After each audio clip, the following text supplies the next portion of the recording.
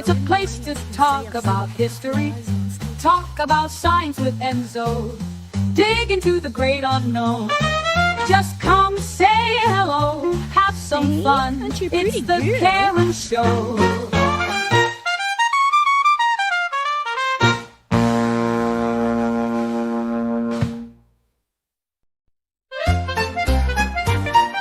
Who's that man in the fancy shirt? Who's the man with the cheeky smirk? Who has the answers? Who can explain? Where's Enzo the science guy? Enzo the science guy. Ask him how, ask him why. Enzo the science guy. Please, Enzo the science guy.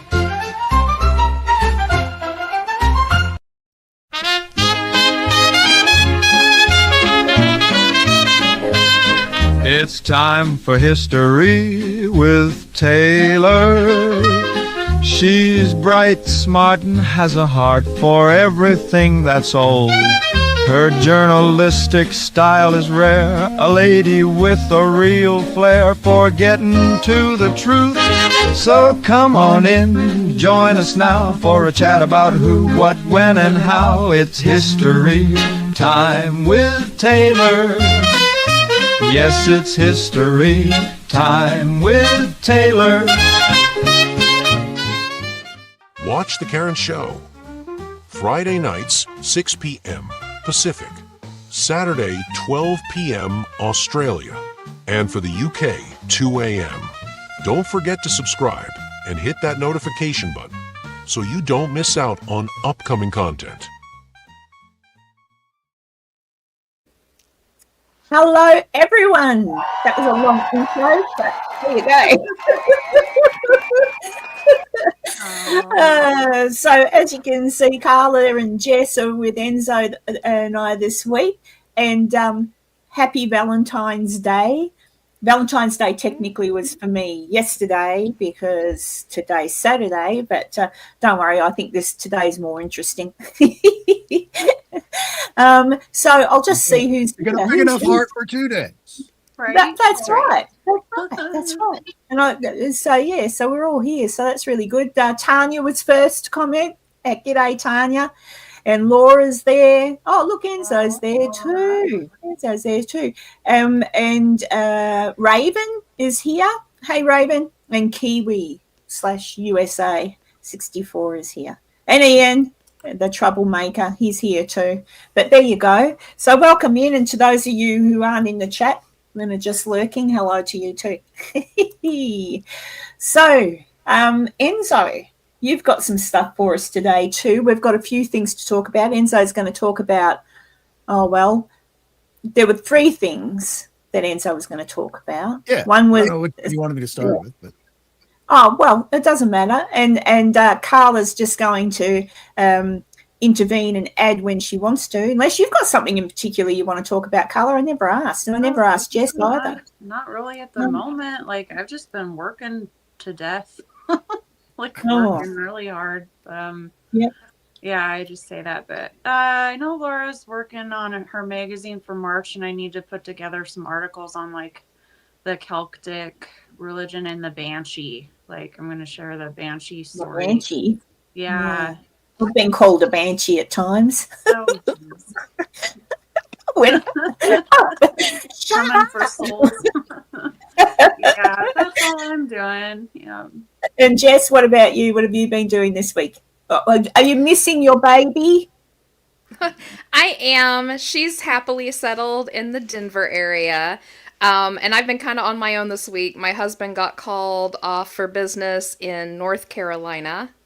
So, yeah, he's off in a whole different time zone right now. And I've just been working on ley line stuff. I've been plotting new sections of ley line, and getting my studio cleaned up, which we were talking about backstage. I usually have my studio behind me, and it's in a shambles right now, but it's slowly getting put back together again. Oh, hi, Air Force. All right, Enzo. All right. I won't play your intro because we already played that. Enzo the Science Guy. I do like that. That's my favourite. But what's Enzo? Yeah, I like it. Oh, the today. Yeah. Today being the 35th anniversary, Valentine's Day, of the famous pale blue dot photo, which was from NASA's Voyager 1 uh, probe that was out about, I think it says it somewhere down in here, like 60 million kilometers or something like that, way out in the world. But this tiny little speck right here is Earth, the entire Earth, all of us. And this brought on. I don't know if you want me to play the video. It's only for I can play like a minute of it, of Carl Sagan's pale blue dot. What's he say about it? From this distant vantage point, the Earth might not seem of any particular interest. But for us, it's different. Me to sleep. You could hear all that, right? Yeah. Yeah. I would have. But yeah, today's 35th anniversary, so it's kind of a big deal for an astronomy nerd like me, because it just kind of puts everything in perspective. That celestial wise, just a short distance across of 60 million kilometers out away from us, still well within our own solar system, and all you see is this. It just looks like another star. Yeah. So where was Voyager took the photo, didn't it? How? Yeah, this was Voyager 1. This was out past Neptune's orbit, so that's wow. So kind of way out there. As far as still technically within our solar system by a long shot, but to just have that little thing there, I want to share that. So happy Valentine's Day, everyone, on the entire blue dot. It's a tiny little blue dot, really, when you think about it. Yep, not very big in the grand scheme of things. Right, and so. What else have you got to show us, Enzo? Anything else? Or do you want to hold on to it for later, or go for it? We can hang on to that if we want to talk specifically Valentine's Day stuff. That was about as Valentine's Day as I can get. I did put up, I don't know if anyone saw it. Oh, well, 30 people did. I put up a little short on St Valentine because I think I mentioned it last week. I thought, I don't really know much about him.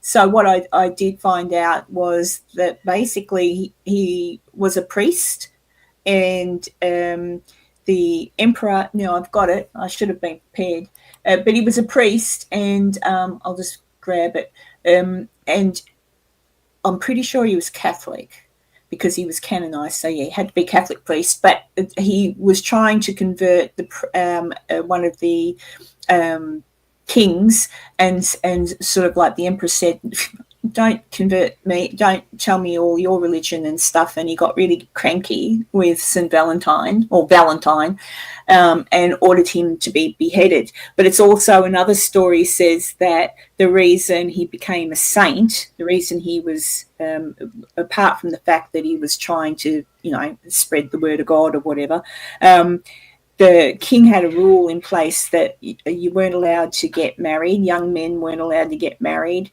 because if they did, that there was something that stopped them from going to war. So Valentine would marry the young soldiers so they wouldn't get sent off to war, and that also peed off the king. So in his eyes, that was treason. So I think probably both stories are about right. But yeah, in the end, he lost his head. So there you go. He was beheaded. And I have got a picture of his head. Hang on. I'll bring it up.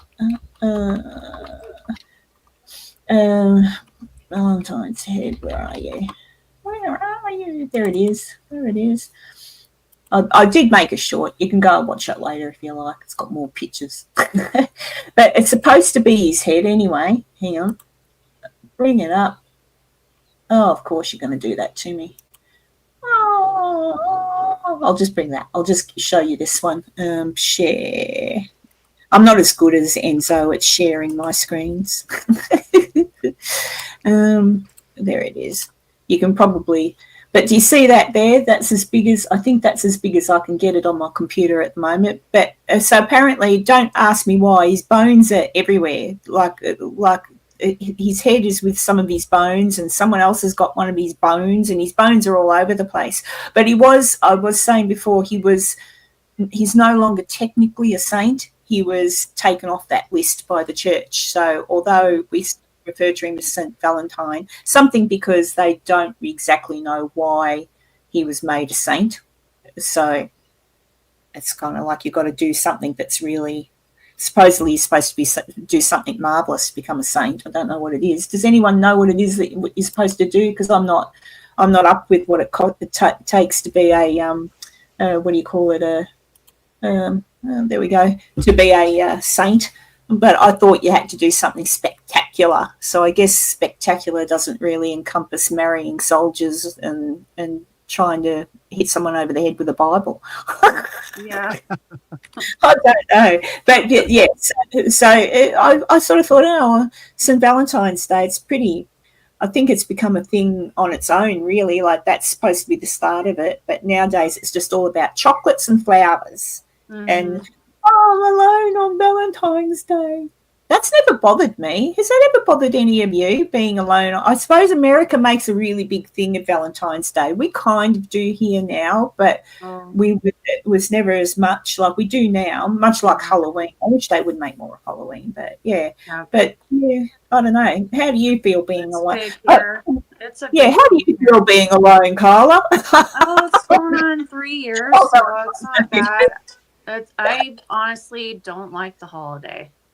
I think if like you love somebody, you show them like all the time, or you surprise them once in a while. I think, birthdays, anniversaries, and Mother's Day and Father's Day are important, but yeah, I think Valentine's Day just makes me sick. Yeah, I go to my mom's birthday is actually tomorrow, which is sweet. So we celebrate it for her, but just me, I think they don't put much thought into it. It's all consumer based. Like, it's very much. People are buying like stupid, cheap toys, and don't get me wrong, I like nice bouquet of flowers, but they die, and men are thoughtful. I think women do it too, but anyway, yeah, I did. Ian, sorry. I'll go away from Tanya not giving a rat's tit about Valentine's. It's Ian's birthday. Oh, happy birthday, Ian. Happy birthday, Ian. Very good. Yeah. I think Valentine's Day really, I suppose if you're a kid, a teenager or something, or maybe older, and you want an excuse to let someone know that you like them, maybe. Yeah. But that could be deflating if you give someone a Valentine's card and they go, I don't like you. I remember that kind of, we would do that stuff like in grade school where everyone had like their little Valentine's box, and typically, everybody got one from everybody, kind of a thing. But there was always like the weird kid that would not get any Valentines, and then they would feel bad. Oh, no. Which is like all like, but I got some, of course. But there was always like, the one like pretty girl that gets like one from everybody, and they're like, she's got to embarrassingly go through each little card and thing in front of everybody. Yeah, it's like when you write in the yearbook, have a cool summer. Yes. The kid, have a great summer, because you don't know what to write to the one kid. And of course, it's fine. She's married, so she can't complain about, But yeah, to me, I'm the same. I've never. It's just another day. It's just another day. Yeah. I've seen a few people put posts up on the Facebook and stuff. Oh, I'm alone. Oh, and I'm like, celebrate being alone. What's the point? I bought myself chocolate strawberries, and I made chicken parmesan dinner, and. Yeah, and just and watch whatever for the kids. Yeah, so I mean, take yourself out and treat it like Keanu Reeves says. Dine yourself, wine yourself. Yeah. I'll do whatever Keanu says. Yes.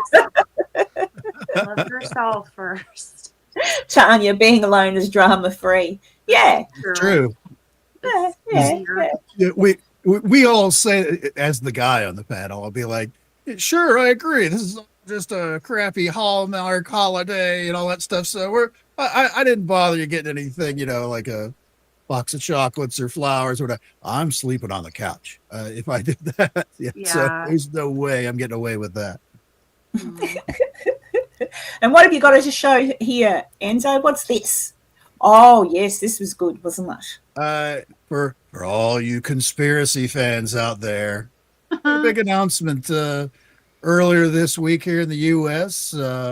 Representative Anna Paulina Luna from Florida made an announcement, which we'll just watch a minute of this.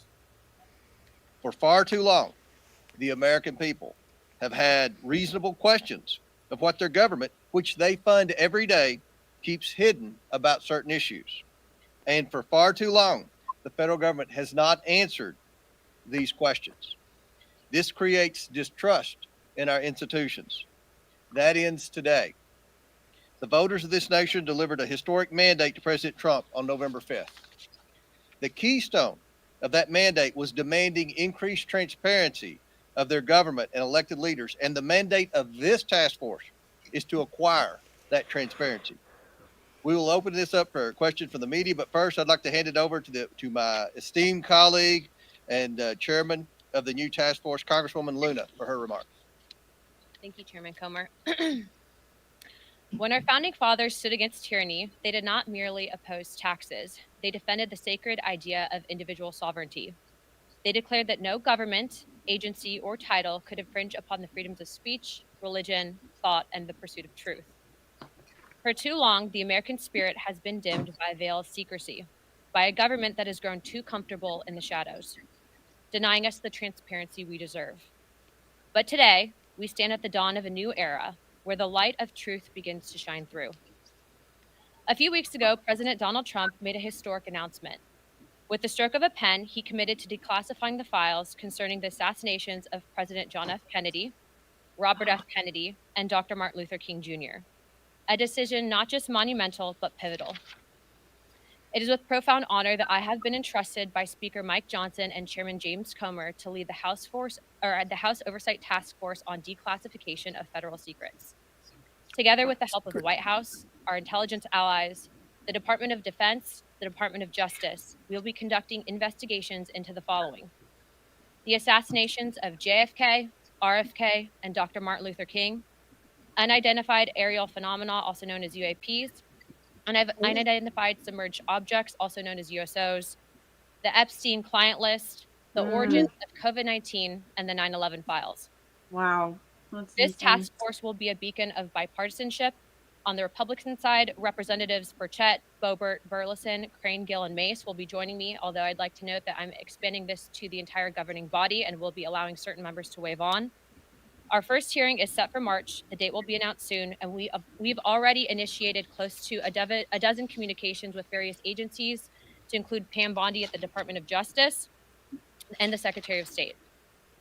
This will no longer be a task force that makes bold promises only to fade into irrelevance or send strongly worded letters. This will be a relentless pursuit of truth and transparency, and we will not stop until the American people have the answers they deserve. So there you go. If you could pull that back up just a second, just to show that they're kind of serious about it.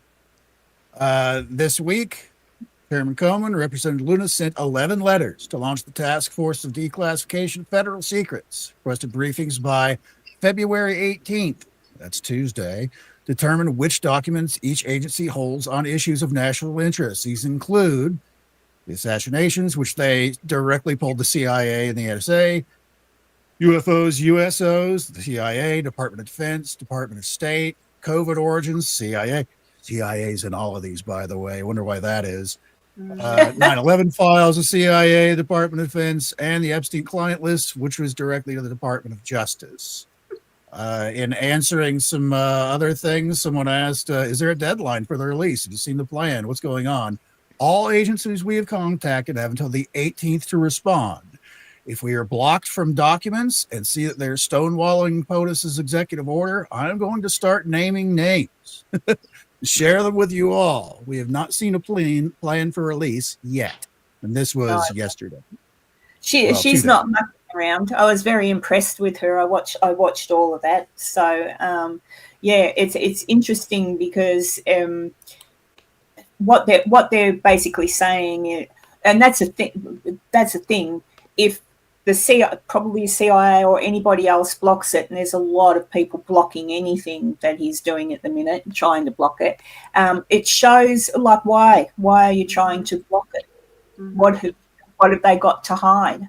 It's time. Right. So I think everybody worldwide, everybody deserves to know what really happened to JFK if we can get to it. Like if we can get to it. But she already said herself that in her opinion, she's already seen some stuff, and it's definitely a 2-shooter job. There was 2 shooters. Actually, they think it might be more. The rhetoric on the paperwork didn't say 2 shooters. It's just said more than the one.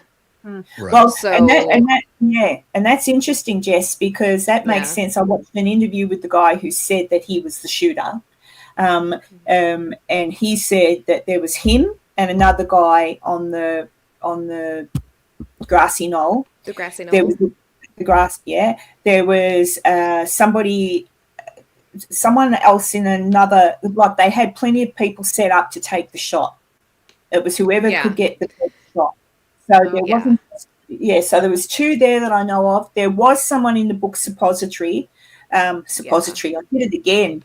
Suppository. I will say, like, I've been there. I have stood in that window. I have stood in the window at the book depository. And I can tell you for certain, I was born and raised out in the rural Kansas. I learned how to shoot a gun by the time I was 5. And there is no way somebody shot from that window. You would have to lean out of the window and turn your entire body to get the angle right to even get to where the car was, let alone a dead-on shot. So I doubt very seriously if whoever might have been in that building pulled that shot off, because I think they would have fallen out of the building to have gotten their body far enough out. Right. And I have heard that said before. And the other thing too, the interview with the guy who said he was the shooter, if he's telling lies, if what he's saying is just all invented in his head, he should write a movie script, because it's pretty spot on. And he said that Lee Harvey Oswald was involved, but he never shot any shots. He was helping someone else. So there was another shooter that Lee was with that he was assisting. And that fits in with what Lee said, that it's not me, it wasn't me, it was I'm a patsy. He was really just a patsy. Yeah. He was a patsy. He was involved, but it wasn't his bullet that killed the president. Yeah. And then with that guy they spoke to, they said who organised it, and he said I can't tell. He couldn't. He said I don't know who organised it. I just know that he was a CIA operative, and he had a, what do they call them, handler or a something. They just get told you've got this job to do it. And they said, are you happy to kill the president? And he said at the time he hated him. He really didn't like JFK and he didn't care. He said retrospectively now he wished he'd never done it. So that was interesting. Wow. But yeah, I know. Ian's having a go at me. I don't know why I do that, Ian.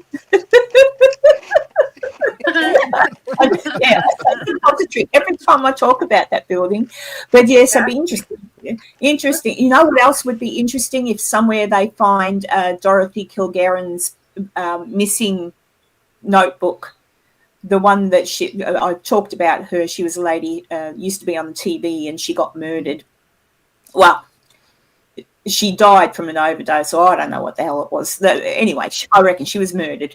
But it was very, if I recall, it was very like Marilyn Monroe-esque, the way that she went too. It was. Yeah. And then a week later, JFK's ex-girlfriend or mistress also died in a strange way, and she was the only one who had a copy of that notebook, or she might have had the notebook. There was she had a copy. She knew, she'd spoken to Dorothy, so she knew what was going to happen. And yeah, mysteriously, both women within a week of each other bit the dust. So wouldn't it be interesting if they found that book? That means that someone, or I wonder who, was involved in getting rid of those women. So I can't wait. It's like it's pretty. And the Epstein list won't surprise anybody, but I don't think. I don't know. I think there's going to be names on there that people never even considered, is what I think. Yeah. Well, the thing is, the Epstein list, like we already know lots of people who went to the island, so we know that Clinton went there. Interestingly enough, the only person who never went there was Mr. Trump. But we know everybody, like we've heard rumours of who it was, but with the list I'd like to know just who it was that was, like, what did they do there? What did that particular person, going to the island, you could have gone innocently. Like there's been actresses and stuff. I think I'm not sure, don't quote me on this one, but I think people like Scarlett Johansson or whatever her name is, like I think, I could be wrong with her, maybe it was Pink, someone blonde, but other people have gone there and they might have just gone there innocently, like, hey, come with me to my island. But then once you're at the island, surely you'd know what was going on at the island, wouldn't you? I mean, I don't know. Yeah. Who knows? But it'd be interesting to see. Yeah, so as far as that whole thing, I mean, from the UFO side of things, I'm fairly skeptical about anything the government puts out, because they've got a very long history of putting out BS. Swamp gas. You didn't actually see anything like that at all. So they have a lot of uphill work for me to kind of believe in it. But Representative Luna has been at every one of the UAP, congressional hearing meetings, and actually had a lot of the really good questions. She was actually quoted earlier today, I think it was either yesterday or today, that someone specifically asked her about the UFO part. She's like, I don't think we're going to be listening to that many more whistleblowers. We need people with actual evidence. Evidence, yeah. So, which I applauded. I was like, yes, finally, because you get the likes of Lou Elizondo on there that it's telling the same stories that I heard 25 years ago on Art Bell, and it's like, and with nothing to show for it. So it's for me, it's well, let's see what they do. That's all we can do at this point. And there's certainly a lot. They've got a full plate of things that they listed off there, and they seem to be taking it seriously. So we'll see what comes up out of it. I'll be interested to see what they might find too on Martin Luther King, because that was highly suspicious. That, like, when you read up what happened to him as well, like, it's all very interested. It just depends how heavily anything's been buried or destroyed. But apparently they've got some massive amount of manila folders full of stuff, so it's going to take them, it's going to take them forever. I wonder if it's down that shaft where all of the people retiring, did you see that Elon discovered by accident the shaft where they take all the resignations from, I think, don't know, government resignations or something, all get done manually still, not on a computer, and they're all put in the files and taken down a shaft into the pit somewhere where they're all worked on by hand. I'm like, what the hell? That's really weird. Maybe that's where all the evidence is, down that shaft. I think they're going to find the real evidence at the bottom of one of those holes in Oak Island. That Oak Island show is probably going to dig up some stuff. We do that, though. We store a lot of stuff in caves. A lot of people don't know, not that far from Enzo in Hutchinson, Kansas, is the Stratica salt mines. And down inside those salt mines are almost all of the original films from Hollywood. Wow. Because it's That'll keep- temperature controlled and there's no Oh, humidity. It's the best place in the world to store it. And you can go down into the salt mines, they give tours, and you can go see the museum that's full of it. It's also got like the original Michael Keaton's Batman suit is down right there. on. That's cool. It just all sorts of memorabilia that needs a way to be saved, and if it's not actively like being shown in the Smithsonian and stuff like that, that's where they put it. It's in the middle of Kansas. And isn't there underground cities so that when Armageddon comes, all the people with money can hide and we just die? I'm pretty sure they've got in mountains. Yeah. I was actually, guys. If you go to Jess's, say the name of the channel again, but Bordertown Strange. Thank you, Bordertown Strange. It was really interesting the other day. They talked. You spoke for hours. I came back from the store and you were still on about Shasta. Mount Shasta. Yep. Shasta. Mm-hmm. Yeah. So if you're bored later on, go to her channel and watch that one. That was pretty. You dug deep for that one. Oh yeah. What's Ian going There's a lot of material. Hold on, we have a couple in. Yeah. Yep. Yeah. So anyway, we'll wait. What my share there, I have some pictures of that salt mine area that's close to me. Where you can see like off here to the right, there's the old Arnold Schwarzenegger Mr. Freeze outfit from whichever Batman movie that was. But they've got just stacks and stacks and stacks of film. These are the actual original, like the reel-to-reels, film, kind of thing that they've got down there that just goes on and on and on. These are some of the giant pieces of equipment. All of this stuff, this is all salt. This isn't rock back here. It's all There's salt. These giant caves. The ceiling and even a little bit of the floor. There's some cement in the floor, but this ceiling, that's all salt. Just giant caves of it. And there's ancient, there's old, government documents and stuff like that stored there because it's just because of the salt, which absorbs any kind of like moisture in the air. The people that work down there probably get bloody noses every single day, just getting dried out. Yeah. Yeah. It's They ugly. do. They have to go up top every so many hours or so. And they have particular rooms and different sections that have humidifiers in them. Because after you breathe that dry air for so long, it really starts to hurt.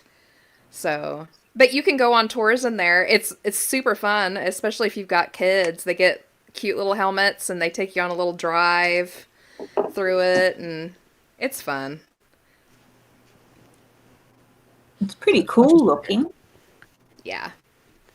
And you can walk the aisles that have all of the old movies in it. You can see the original reel-to-reels for The Wizard of Oz. Yep. Those are down there. Yeah, all the old movies that you can think of.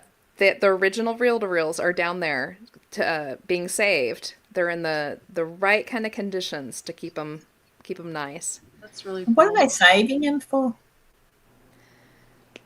Just prosperity. Because Just put it in a DVD. if you just had it on a regular shelf somewhere in like Hollywood, some big warehouse or something like that, the humidity is the big thing because it gets like in between the layers of the cellulose film that they used to use back in the day, and stuff starts growing in there, and then it destroys the whole thing. So you put it someplace like this down in these old And salt it doesn't mines. happen. Yeah. Yeah. Dee says probably alien bodies hidden down there. You never know. Well, you never know. Jimmy Hoffa could be down there. It could be anything down there. Well, I wonder if they can look into Jimmy Hoffa and finally find out what happened to him. Could be. Probably up to people everything watching. else. That's probably one of the conspiracy things they didn't include in that big giant list. It's about that, yeah. I mean, he was obviously taken out and murdered, but I'd just like to know how he did it. But there's the picture. You can see there. There's the original Dorothy from the Twister movie. Dorothy that sat in the back of the truck. That's pretty cool. Yeah. Yeah, lots and lots of movie memorabilia down there. Mm-hmm. Just All sorts of stuff. They have a whole section that is just Friends, the TV show Friends. Oh yeah. They have Are all you of the serious? original. Yes, they have a whole section of just all of the original shot film, and then like different pieces from the cafe and stuff are down there. He could be anywhere, Ian. Like Mishy, he could be wearing cement boots. He could be he could be anywhere. He could have been put through a mincemeat machine. It's a pretty interesting place. Yeah. So you can't run away and hide. Or you could hide there, but you can't. You need oxygen and you need something to moisture. This is You I need always the kind of moisture. imagine for this place. I always imagine some of those like big long hallways or walkways with shelves and stuff. It just kind of reminds me of that scene in the end of the first Indiana Jones movie, the warehouse. They put the Ark of the Covenant in. Cremated. Yeah, I don't know, Laura. I haven't heard that one. Oh, you mean they burnt his body? not proper cremated. Like there you are, Jimmy, and he's in a vase on someone's mantelpiece. But there you go.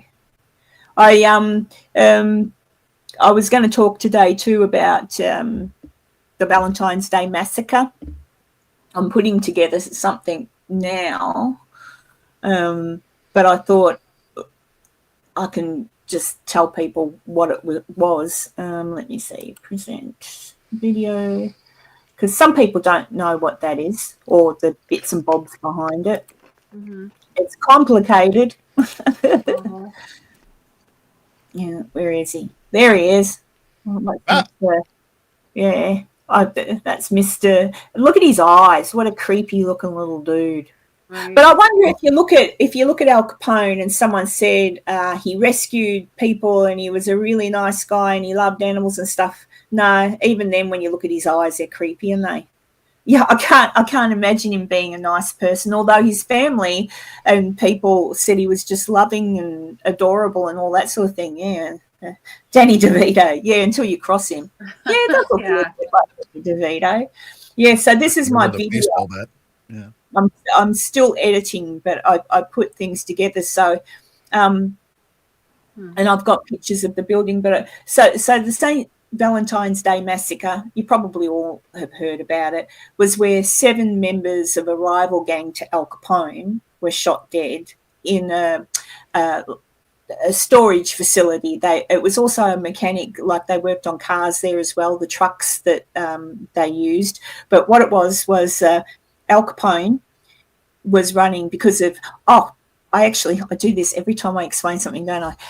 I actually looked into Prohibition because although I knew what Prohibition was, I didn't really know the history behind it. And this is where Al Capone and stuff, this is all integrated. But yeah, Prohibition was interesting because I never realised that all of these things were being worked on in the early 1800s. It wasn't until I think it was New Year's Day or something, 1920 or 1919. I'm still doing it. But the government put together the 18th Amendment, and the 18th Amendment was to stop the production, consumption, and sale of any alcoholic beverage. Mm-hmm. At first, they put in that you could still sell medicines and stuff that had alcohol, but then they took that too. Nope. It took it all away, and they wrote that up. The president at the time tried to veto it and say don't do that, but Congress overrode it, and so they put in the 18th Amendment. And just for your information, the founding fathers did not write the 18th Amendment. This was in 1920 they wrote this. So Prohibition came into play. So the police and everybody would go around to, like, things just shut down, bars, saloons, that was it. No more drinking. You got a chance to have one last drink and then the next day gone. So they were pouring it down drains and all sorts. So of course, Mr. Capone and many others went along and thought, right, we're going to, we'll bootleg some alcohol, we'll make up speakeasies, and a speakeasy, of course, was a pub you could get into with a special knock tap and password, and they'd have parties and music and all that sort of thing. So Capone was the kingpin in Chicago at the time for this. I'll just hit the play button and it'll go. That's my. Can you hear my music? I should mute it. Yeah, we can hear it. Mm-hmm. I'll mute it because that's Capone and his gang. But then we've got this fellow.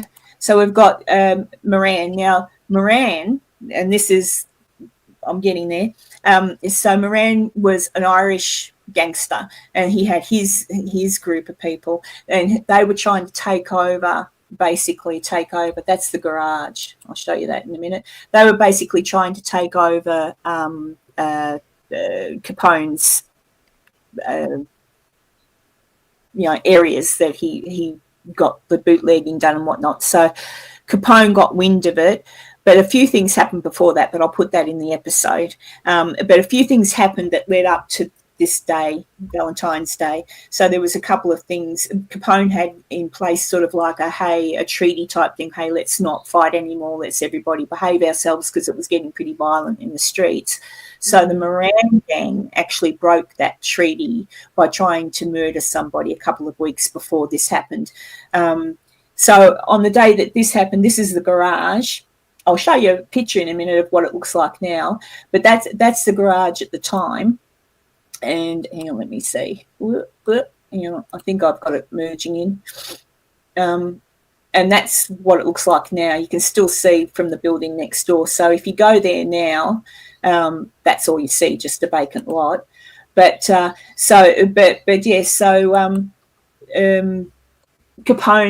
after the Moran people, the Moran gang tried to kill these people, and one of Capone's right-hand men, they got together and decided, well, let's do something about this. I've had it. And he put a hit out on Moran and some of his men, especially the men that were involved in the previous murder. So they set up a meeting between the North Side gang and a bootlegger. And the bootlegger was going to meet them at the garage and sort of say, hey, here's a deal for you. Here's all my alcohol. You can buy it. We'll undercut Capone. But that was a setup, obviously. That was Capone's plan. So that's what happened. So on the day, Moran and his gang were going there. 7 of them had arrived, but Moran was still on his way. When Moran was rounding the corner to come, he saw a police car, and he went, ooh, I'll go around the block. I'm not going in. So Moran and one of his right-hand men went just to a bar or a cafe or something and had coffee. They never turned up. They probably thought, that there's a sting, because they saw the police car, so they thought, well, we'll go. A few other people came to go to the meeting as well, same thing, saw the police and took off. So it was only those 7 men that were left there in the building. And for those that see this isn't really him, this is just my impersonation of him. They had a dog that was chained to the truck in the I don't know, yeah, you can see my mouth. So in the truck, there was one of the fellas, the 7 guys there, was working on the truck at the time. He was the mechanic, and he was also he was a thug. He was a gangster, but he worked on all their trucks and things for them. And the dog's name was Highball. So Highball was chained to the truck. So he couldn't help anybody anyway if he wanted to. And then they're the 7 guys that were there, the Moran gang members. And they turned up, and I'll go to them. So they're there waiting, obviously. But then the plan was that later on, you like my policeman? So out in Clark Street, and I think it's still called Clark Street, it might be called North Street. I've got the map up later. The cop car that Moran saw before he was going to go there was parked out the front, and the 2 policemen got out, and they were actually stopping traffic and stuff even so, and a few things happened, and so that's how people knew who certain members were. But anyway, the police got out, and they come in through this front door here. They come in and they tell the guys, righto, line up, facing the wall, hands up. While the men had their backs turned, then the two little, you'll like this in a minute. So the guys have got their back turned, so there's two gangsters waiting out the back there, and they tell them to come in. Now, I'll play this for you, but so what happens is the two gangsters come in, and there's the four of them there. The guys have got their back turned, obviously. They think it's a sting. They just think the coppers have come in and they're going to, raid them, and they weren't worried because at the time there was nothing there to worry about, and they figured Moran and come and get him out of jail later on. So they handed over their guns. They did everything they were supposed to do because it was the police. But it wasn't the police. So I'll play this for you. Now, let's see. Let me know if you can, if there's any trouble hearing it. Oh, just bringing you a Valentine. Don't you know it's Valentine's Day? Oh, yeah. I forgot. Come on, line up, you guys. Over there. All seven of you. Take them all. Put your mitts up. All of you.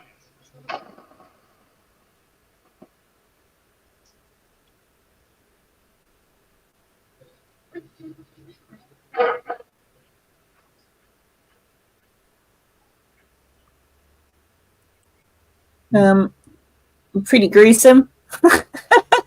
It was a pretty gruesome sight, as you can see. So it wasn't, they didn't stand a chance. Now, I'll go through who they all were in a minute, but let's just say they weren't very nice people. Not that I mean, it wouldn't have been a nice way to go or anything like that, but they weren't particularly, it's not like they were sweet and innocent. There was one person there that I'll get to in a second that actually probably never killed anybody. He was just a hanger-on, like a mobster groupie. But I'll tell you who each of them were, and I'll tell you what happened to Highball. Some of you might know, but find out. So obviously the coppers turn up, and it's people hear the gunshots and all that sort of thing. People come up, the bodies are all taken away, and so this is one of them. There's no photos of this guy. I could not find anything, no matter how high and low I searched. There was one photo which I put earlier that's just like somebody's a side view. But so I have no idea what this guy looked like. But he wasn't necessarily a thug. He was just used to brag about the fact that he hung out with all of the gang members there, and so. Now, Frank, he was one of the ones that did a murder a couple of weeks earlier. He murdered one of Capone's men who had just sort of taken up an area, and he along with his brother, who I'll get to in a second, were thugs, murderers. So they went in and killed this guy and his wife. But he was the only one that was found alive when they went in. He was the one who said the coppers did it, the police did it, because that's what they all saw before they had to turn their backs. And so he said it was the police that did it. And then they tried to get more out of him, and he just wouldn't talk. He died 3 hours later. And everyone else, though, died instantly, so far as I know. That's his brother Peter, and then Adam. So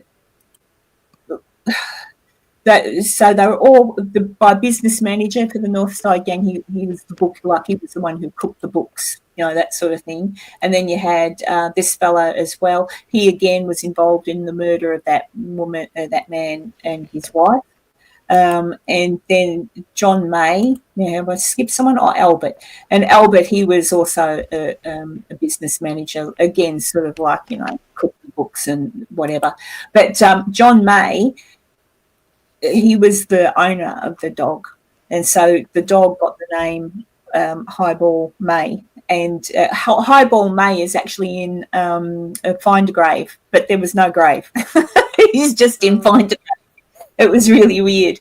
But so that they were the men killed, but that's an actual picture of Highball. It's still chained. This is a police photograph, still obviously chained to the bottom of the truck. And the police got him out.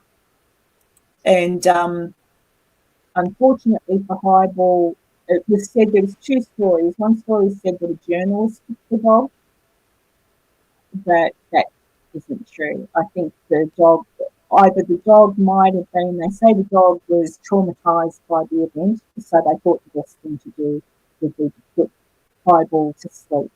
And so they did. They killed Highball, euthanised him, so they say.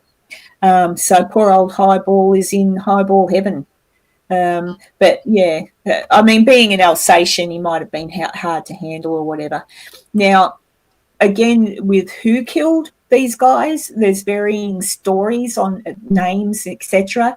But from what I could break down, these are the four fellows that I think did it more so than what else. So this fellow, so he was a bad guy, as you can see. They were all bad. Like, there's no tears shed for any of them. Now, Jack McGurn, he was also known as Machine Gun McGurn. He was Capone's, one of Capone's right-hand men. He is one of the people that the gang tried to kill a few weeks previous. So they think that either he masterminded it or he might have actually been there. And then who else have we got? Oh, that's him dead because he died. See, that's him dead. I'll put it more in the thing. And then this fellow here as well. But and then, well, that's for the video. But there's ghost stories. But I just wanted to show you because I did it. So that's the building. And where's my little thing? Are we working? You're working.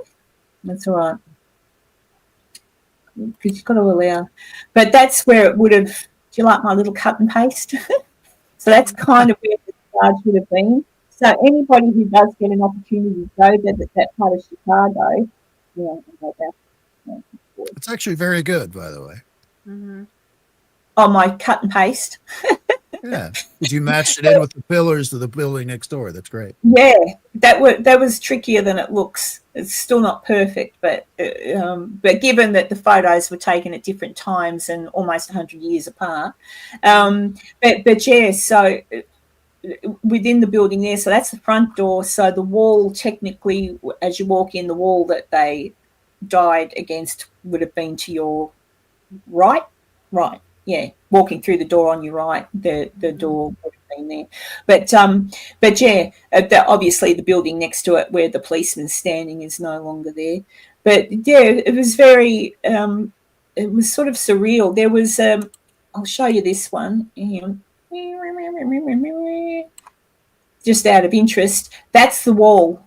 Okay, so that's the wall all the men stood against, and this is in the 30s, 1939. There you go, February 16th, 1939. That young bloke there, that's his bed. Look at his little bathtub. He actually lived there, and they did speak to him about, whatever. He said nothing was haunted, but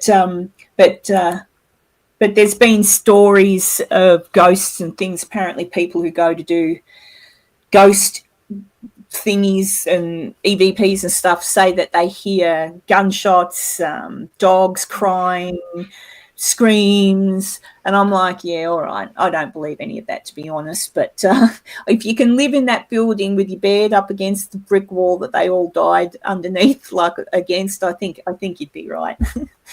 But there you go. Oh, Ian's off. All right, night, Ian. He's probably already gone because I was talking. But yeah, so that's the massacre in a nutshell. I'm just still putting together a bit of an episode with more information and stuff on who was what and why and where and all that. But yeah, when you get down to the nuts and bolts of it, they were all pretty horrible people anyway. I just feel sorry for poor old Highball, the dog. Right. Poor old Highball. Yeah.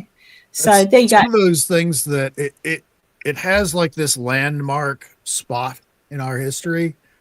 Because that was like one of the first, by today's standards, it's kind of like, yeah, whatever. That happens every single day and everywhere in the world kind of a thing. But for that time period, that was the first big, oh my God, look at this mass murder kind of a thing that just occurred. Right. and that captured a lot of people's imaginations the whole world over.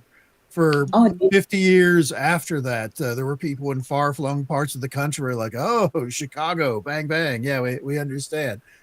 That kind of stuff. So it was one of those first big media blitz kind of things that caught a lot of people by surprise. They didn't realize this kind of thing happened all the time because they'd never heard of it. And well, that's where they actually, after that, I'm trying to think, it was the president decided that's it, get someone to put together a task force. And of course, that's where the Untouchables come from. So it was because of that. Great movie. It was because of that. They'd had enough. And there was uproar and everything. And they said, it's enough. He's got to be stopped. Tone has to be stopped. And so, yeah, they put the task force. Yeah, but still, I don't think he went to prison until, again, this is off the top of my head because I haven't got to that part in my research yet, but I think it was 33 or something. Like, it took them a while to get him, and that's why they finally just got him on the tax evasion. And he only spent 8 or 9 years in jail, I think. Yeah, I can look at that now, couldn't I? How long did he stay in jail? But yeah, again, I'm still researching.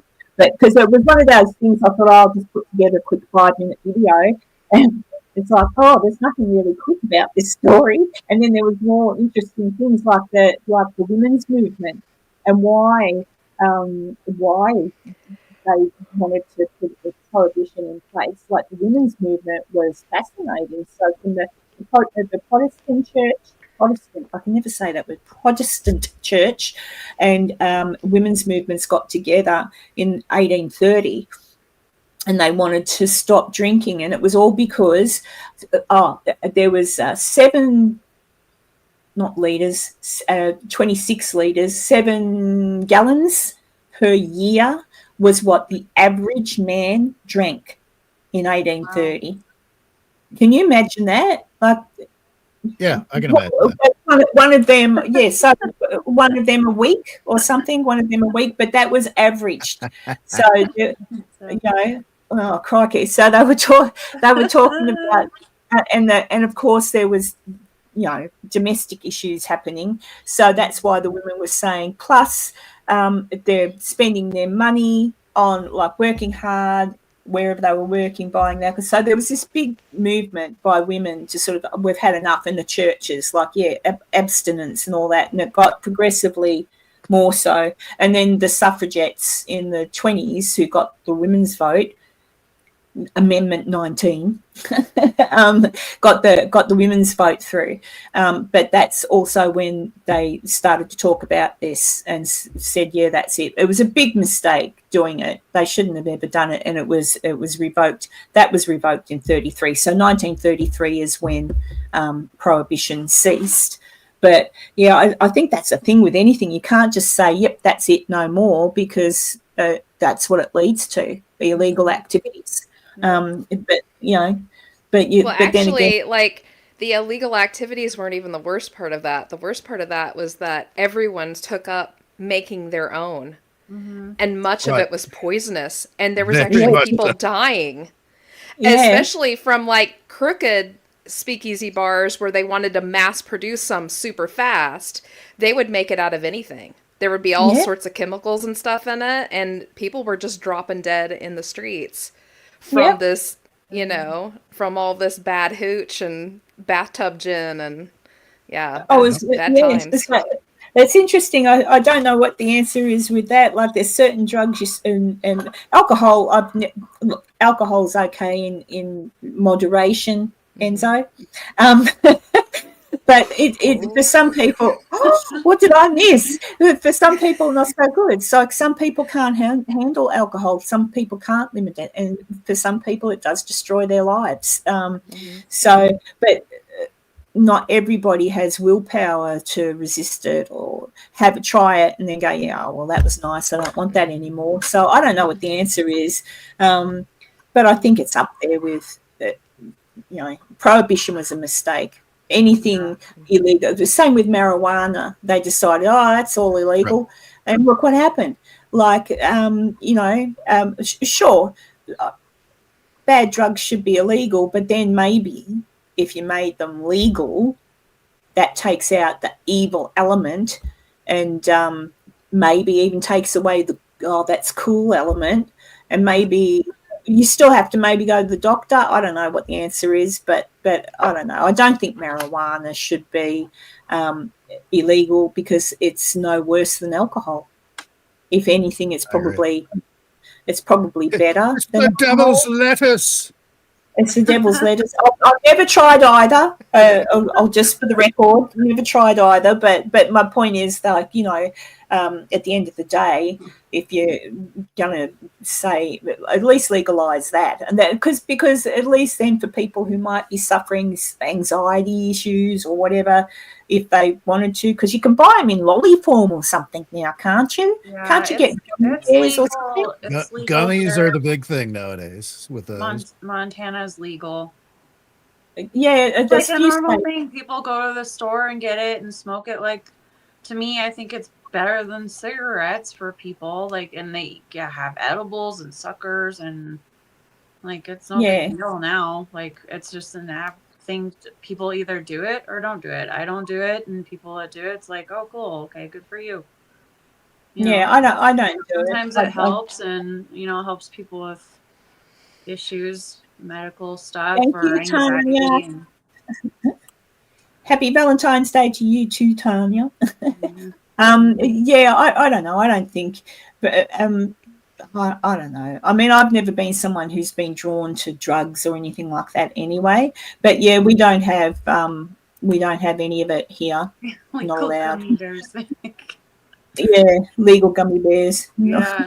But yeah, we have just regular gummy bears. But yeah, I think, because it's no big you'd deal still now. have It's like, people don't get in trouble or hide it, and it's just different with it being legal. Yeah, here. so we'll see what happens. But that's what it can lead to a massacre on Valentine's Day.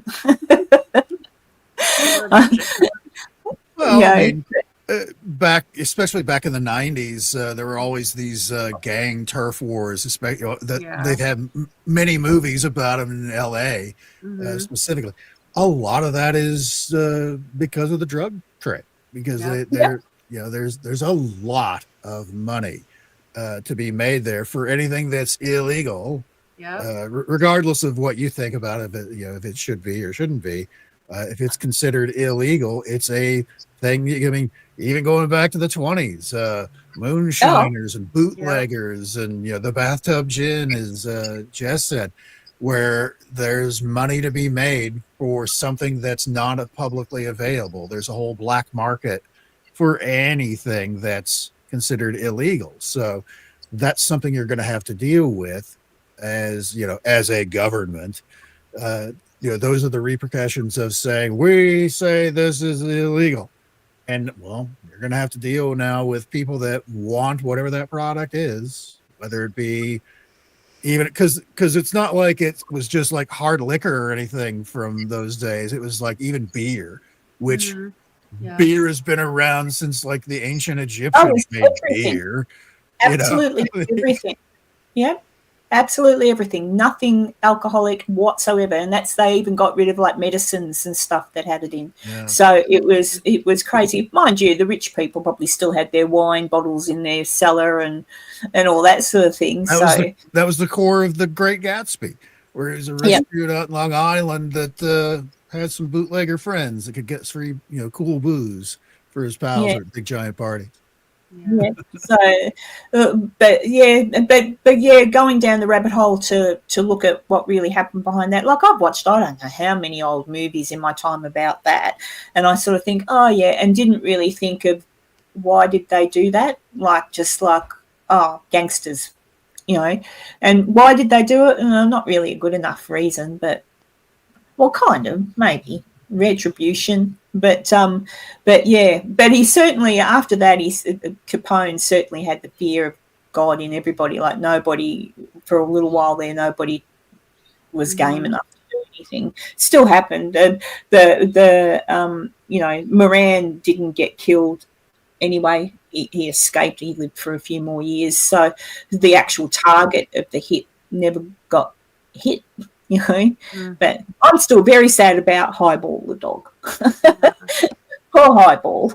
But yeah, no, it's very interesting, all this stuff, and you go down the rabbit hole, and then you find out, and that's what I was talking about the other week with history. You find all these other things, like so prohibition. I know you know what prohibition is, but then I thought, well, what? And I thought, why did they start prohibition? And then I looked into it, and I went, oh crikey, bloody women, women and church troublemakers, I tell you. But yeah, so I looked into that, and that was really interesting. And women, younger women nowadays, I think, have forgotten or don't realise just what it was that women went through. Like the suffragettes in the 1920s, or from before the 1920s, when they got what they wanted, the women to be able to vote, but they fought tooth and nail and marched, and there were men helping them too, but they had to, for years they went through hell to try and get rights for women. And you know, and even going back to where these women were standing up against the men and saying, that's enough of the alcohol, guys, like it's ruining families. We've got no money, we've got no food on the table because you're going out and buying your whiskey, you know. So women had guts back then, despite the fact that people like to pretend, oh, well, they kind of were. It was a different time, like the men were the bosses and whatnot. But, you know, it was a different time. Women had but it was, women were strong, and women fought, and even in the 60s when my mum was young, and fought for, you know, not so much my mum, I think she just watched it happen, but, you know, the burning of the bras and all that sort of stuff. It was after that it got a bit silly. But women are strong. Women are good. Women have made a lot of changes that I think people aren't really aware of in the world. So, but still, the prohibition was probably a bad move, ladies. Yeah. They could have maybe, I don't know, maybe, I don't know what the answer is with alcohol. I don't know. People are just going to do it unless they, but it was pretty bad back then. Like, that's a lot of alcohol to be consuming, like, you know. I did the math, 26, nearly 27 litres per year one person was drinking. And I'd say, a bad person. No, you're not a bad person. No, but, you know, that's a lot. You know, I hope you really don't drink that much, Enzo. Good God, your liver. I can neither confirm nor deny.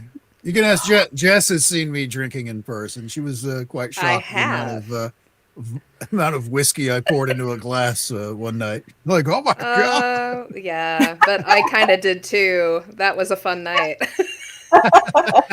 There was way too much alcohol and party games. That sounds not good, guys. Oh, it was fun. What kind of party games? Monopoly, Uno. No. Cards Against Humanity. We were playing a lot of that. Yeah. Oh, well, that's a funny game. Yeah, Cards Against hilarious. Humanity. Oh dear. So, what are you going to do tonight, Carla? What are you going to talk about? Broken Hearts? Oh, just some horror movie reviews, actually. So, just for fun tonight. I watched. Oh, that's right, because you said you'd seen that. Yeah, you said you saw that. Heart Eyes, and then My Bloody Valentine. That's a fun one to talk about. So just a quick little. That's a movie, isn't it? My Bloody Valentine. Yeah, it's a movie. It's a pretty good one. There's some scenes that are like not so, but I like that one personally. So. Yeah, horror movie. Jane wants to know, did you play Spin the Bottle? Spin the Bottle. Spin the Empties. Spin the Empties. Yes. Well, I'd say, hey Tanya, is Kenny Biddle live again? Is that why nobody's much is here he's visiting? live. He's open mic night tonight. Yeah, so that's where everybody is over there. Right. But that's in there. He had like 70 in the chat at the moment, and Kenny's. Yeah, I've got to do more work with my channel now and get it out, because my channel's changed a little bit. I'm not so much paranormal. Well, I'm not. You know what? I went through some of my paranormal stuff. I still haven't gone through it. All the EVP recordings, investigations I did when I was in England. And you know what? It's kind of like I'm not I don't. It's almost like I can't be bothered, and it's not. Oh. It's just I've lost interest. I just don't. I don't. Yeah. I'm beginning to think I don't believe in ghosts. Nothing happened. They believe in you. Like some of your evidence, Karen, is it like interesting? Like, would you ever like just want to put it out, be like, "Hey, this is what I got"? No, it's fucking boring. Nothing happens. The only thing that ever happened.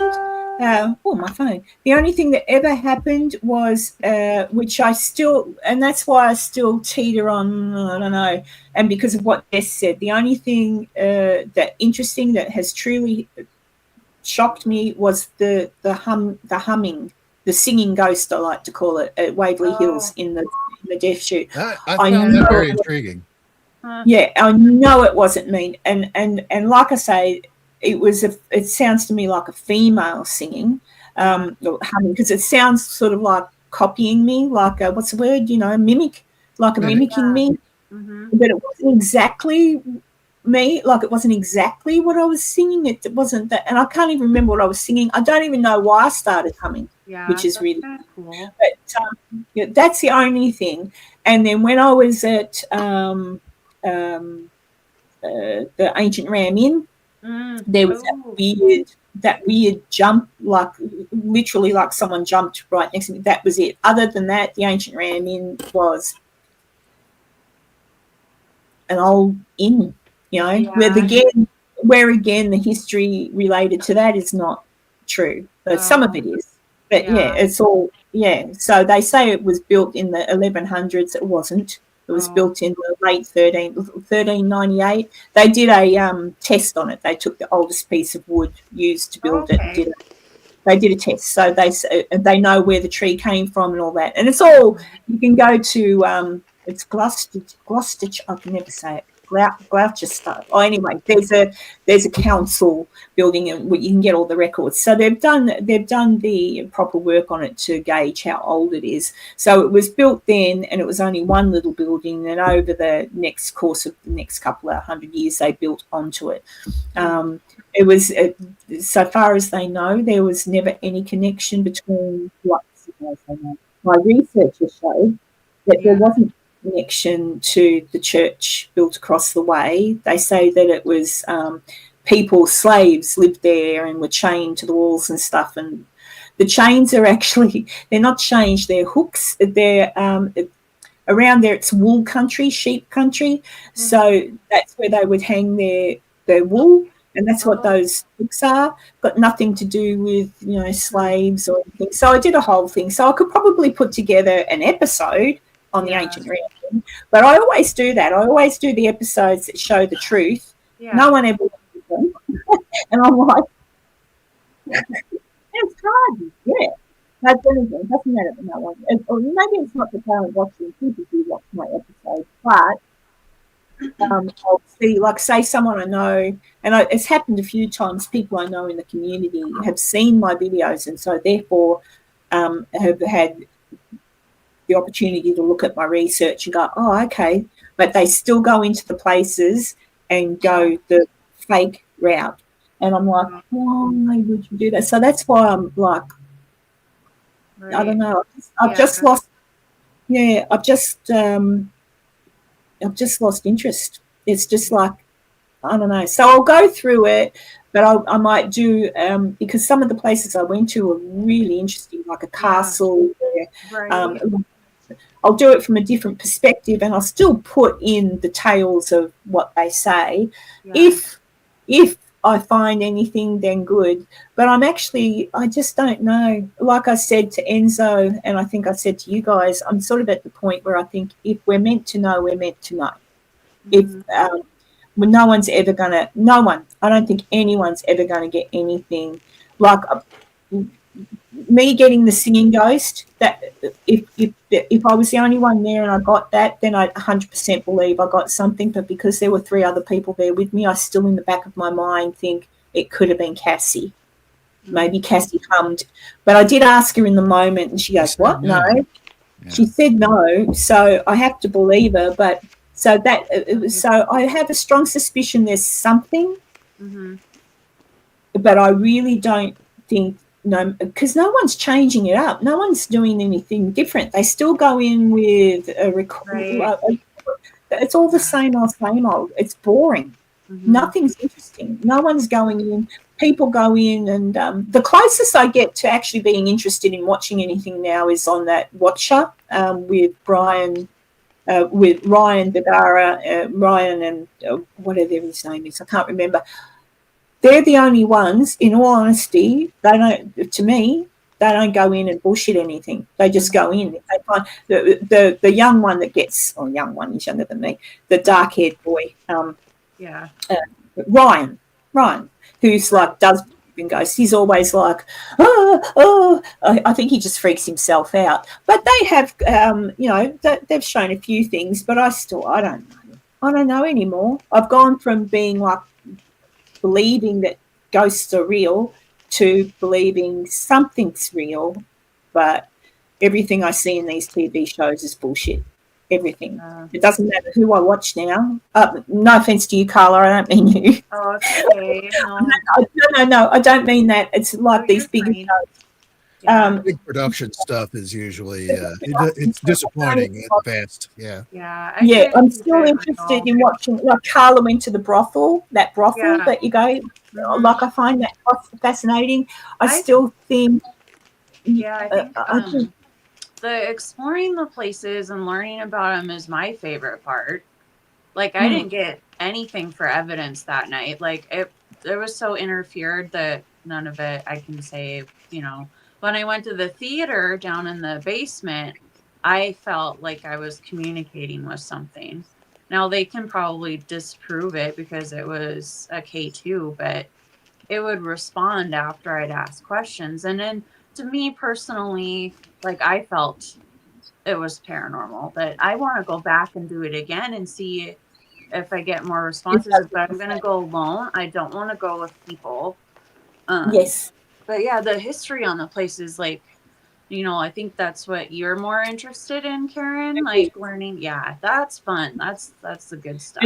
Yeah, and it's like when I was talking to Jess the other week about me being fascinated by Indian, American Indian stuff. I know because of certain things. There's things we shouldn't know because they're sacred. Yeah. But I kind of think I think there's a lot of things humans in the living area aren't supposed to know. Right. We're not supposed to know.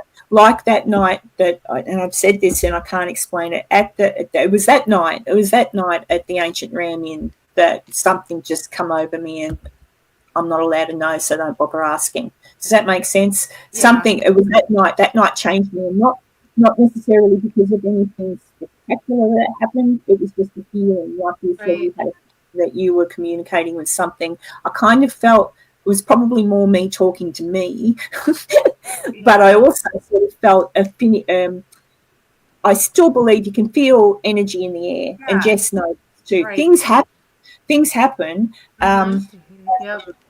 Hi, Kathy. But yeah, I just don't. I don't know.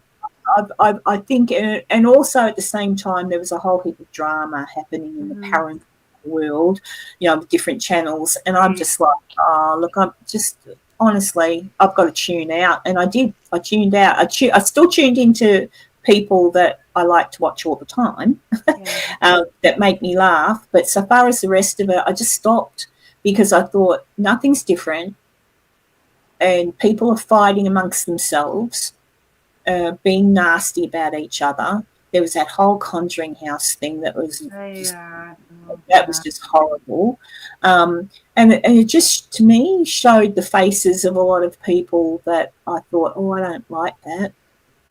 I don't want to be, and so I took a big break, and I think it just put a damper on everything. But then, when I was in England, but I love the history, and I love researching the people that were there before me, and thinking about what they must have been like or what their days were like. And then I do sometimes just talk out loud, on the off chance. Yeah, right. No, that's good. Off chance, but yeah, but like I really, when I come to America, I really want to go to some of the places. Like I've asked Jess if she would be kind enough to take me along to some, things, some places where I can, because it's more, I don't know, it's more an energy thing. It's energy. It's a feeling you get. It's energy. It's and then and sometimes how that energy can just be there 1 minute and then boom, it's gone. So they're the things I can't explain that are paranormal, but are they a ghost? Like, is it another human that's passed on? I don't know. Is it that, or is it just the energy that's been recorded and contained in an area, or is it something more than that we don't understand, like with what Jess talked about with those people that went into that building and then they were like stuck in time or whatever, something really weird. I believe in weird stuff. I believe in all that sort of stuff. Shit happens, but I'm not sure I believe in ghosts. Be careful what you wish for hanging out with Jess. You might be fighting off slee stacks by dawn, kind of a thing, if you're hanging out with her. She gets into the weird stuff, and it just magically happens, and I can't even explain it. It's because she's got that blood in her. She's got the ancient, beautiful blood in her, and they love Indian people better. See, I'm as white as a lily. Nobody wants to come near me. I'm too white. I'm a cracker.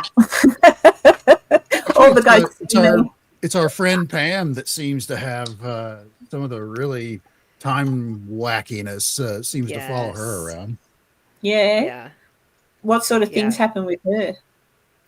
Well, all the stories that we chit-chatted about before on previous shows, all the missing time and stuff like that, it's always centered around her.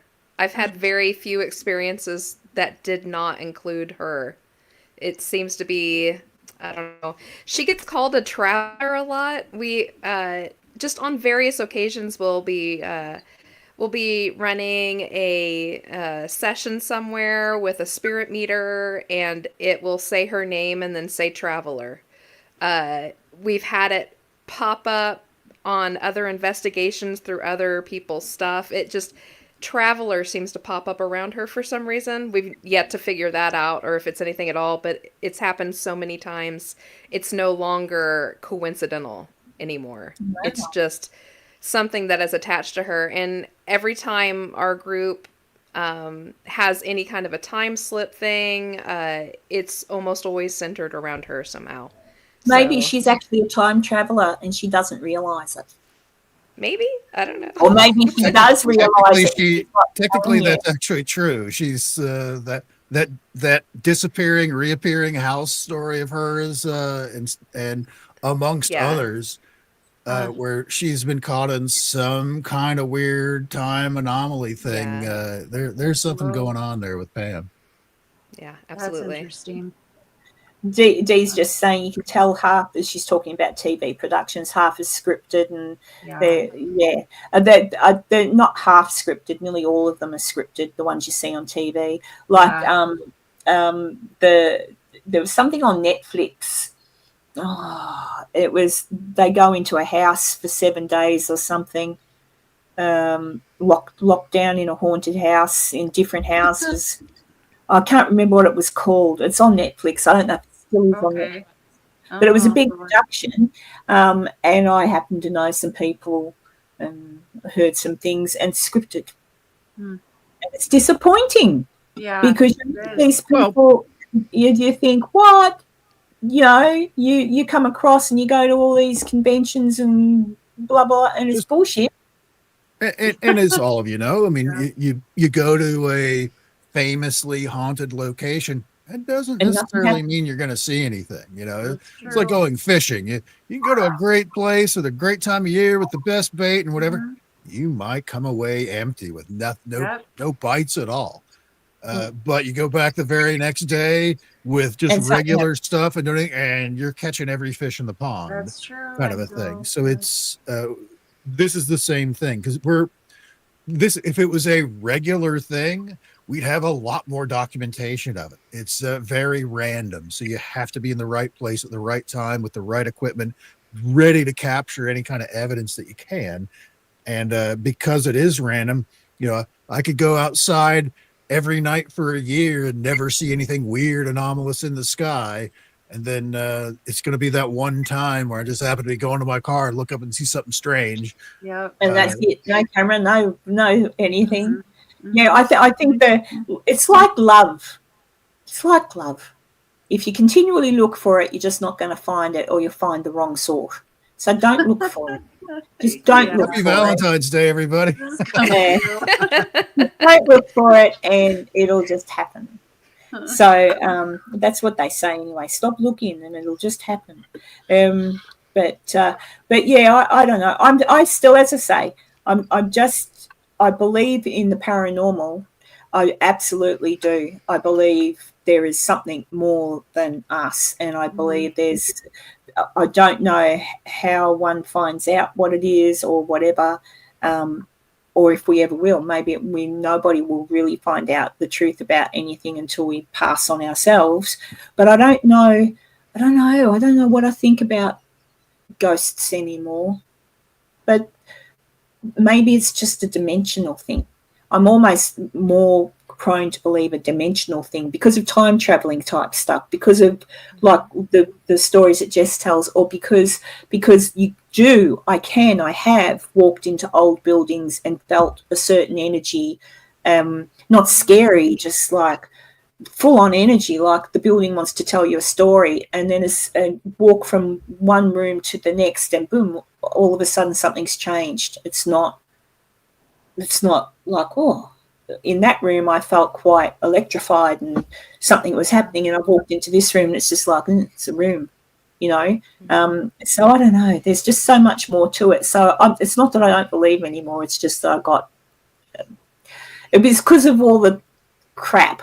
It was because of all the crap that was going on the YouTube and the channel, and because of the crappy people that put up crappy content that's just bullshit. Like that, no one's really like Carla is interested in the history of the place. She is interested in the names of the people that were there.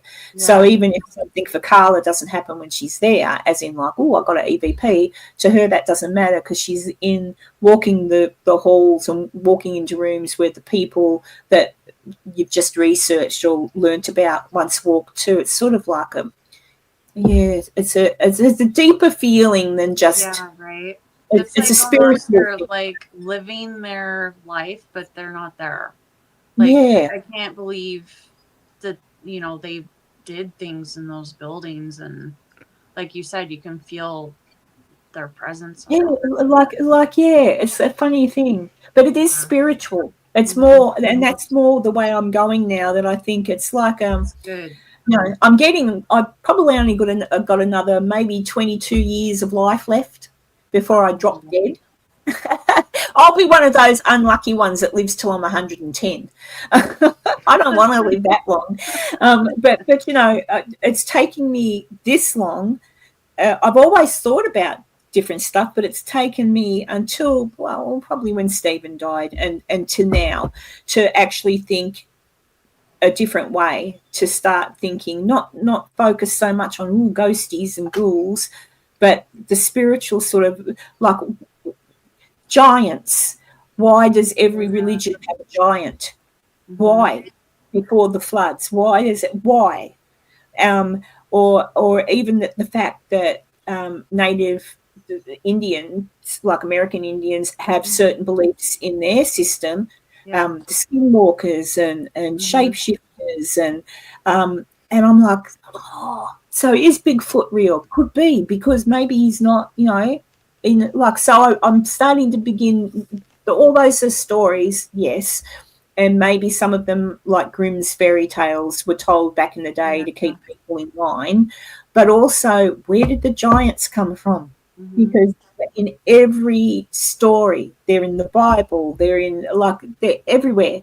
So did they exist before the flood? Probably. But then where do we get the proof? We don't know. But it's so long ago. So I don't know. That's where I'm going with more of, I'm more interested in the spiritual side of things, and why certain groups of people believe certain things, and the fact that when you look at all of everything, it's all you can pick out of nearly every religion, you can pick out of almost all the same stories but told in a different way. So it tells me that there's something. Aliens, I don't know. I think so. I'm pretty sure there's aliens. But I don't know. I hope it's not like they describe, though, that they've got the aliens and the aliens are working with humans and they've interrogated aliens and aliens are nasty. I don't want aliens to be nasty. I want aliens to be wise, wiser than us. Yeah. When it comes to aliens or even spirits or ghosts or whatever you want to say, there's going to be good ones. There's going to be bad ones. So you're going to have a pretty wide swath. I mean, it'd be like just walking out into public and going in the grocery store and walking up to any random person and trying to engage in a conversation. Some of them will be like, F off, get out of here. I'm trying to buy my avocados. Leave me alone. And there will be others that will be receptive to whatever it is you're talking about and engage in a full conversation. The same goes for any kind of trying to reach out to make contact with either a spirit or alien or angels or the fae or whatever it is. There's good ones and there's bad ones. So you're going to have a wide range of things like that. Oh, hello, Angelina. Angelina just popped in. Yeah, and that's the thing. I think there's good and bad in everything. And I think at the moment, I'm just concentrating on the good things. So, and anyway, it's going to be a good year, isn't it?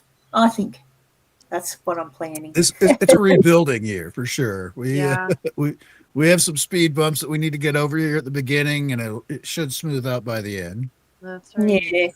Yeah, and I'm still trying to work out ways to save money to get over there. I looked. Oh, you know what I did? I thought, I wonder if you book airfare a year in advance, if it's cheaper, because it used to be. No, mongrels, still the same, and I'm like, you bastards. So I'm hoping, I'm hoping that maybe with cost of fuel will go down, but I don't know. I don't trust airlines because even if fuel prices went down, does that mean they're going to put the price of their flights down? Probably not. That's why they went up, because fuel got so expensive. But are they going to put them back down? Because who can afford? With competing airlines and stuff like that, it all depends on one person. It's like, well, chop off $10 off of my price because gas, I'm not spending as much on gas because prices have gone down. Then that means that whoever's in competition with them, they're going to have to do the same thing to stay competitive with that group. So it kind of cascades down to where the lowest point of, okay, if I want to remain in business, this is the minimum I have to charge, or I'm barely making any money, but at least I'm still in business kind of a thing. So that's, not so great if you're, own an airline, but it's fantastic if you're a regular Joe type person where you can actually affordably fly someplace to, maybe go somewhere where the price of eggs is good or something like that. I don't know. Well, I've got no worries with eggs here. I've got my chickens. I saw someone here in Australia put up a little post, a young lass who's got a channel and she lives on a farm, and she goes that they're talking about making it that you've got to register your chickens. So, each chicken, you've got to register the chicken with your local council, or in your instance, whatever.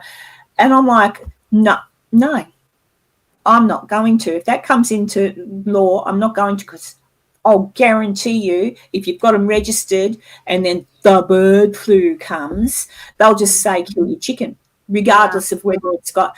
Not happening, people. Yeah, I will put my chickens in my bedroom to protect them. But there's no way my 4 girls out in the backyard have got chicken flu or whatever they call it.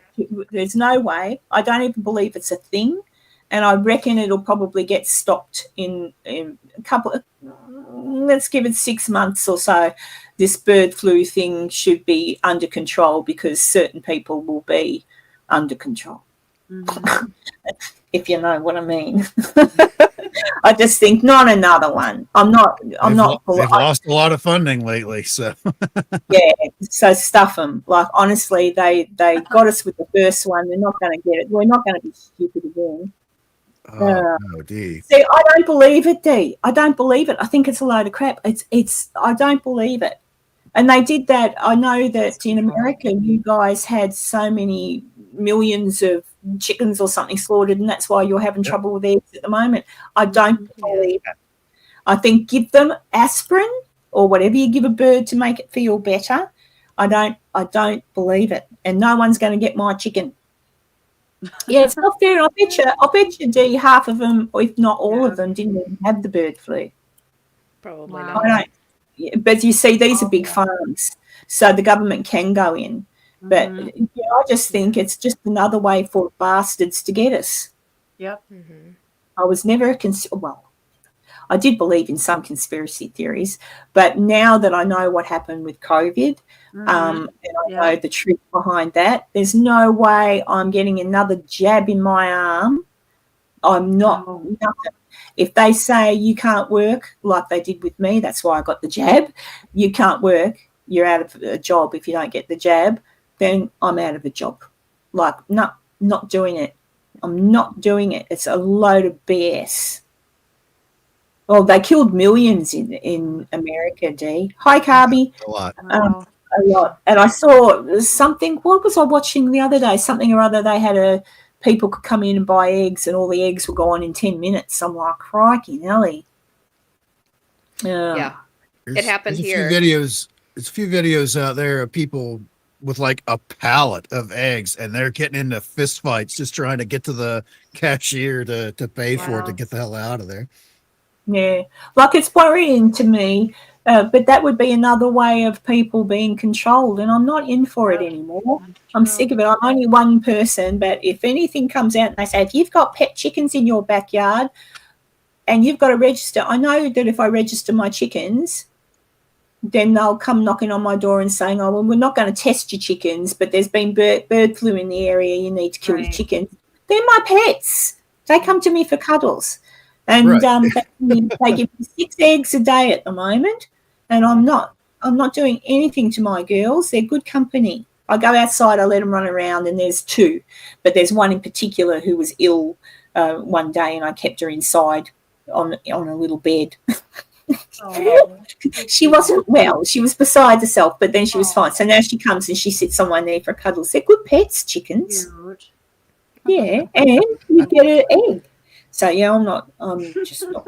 How many eggs do you reckon you get out of your chickens? Just out of curiosity. 6 a day.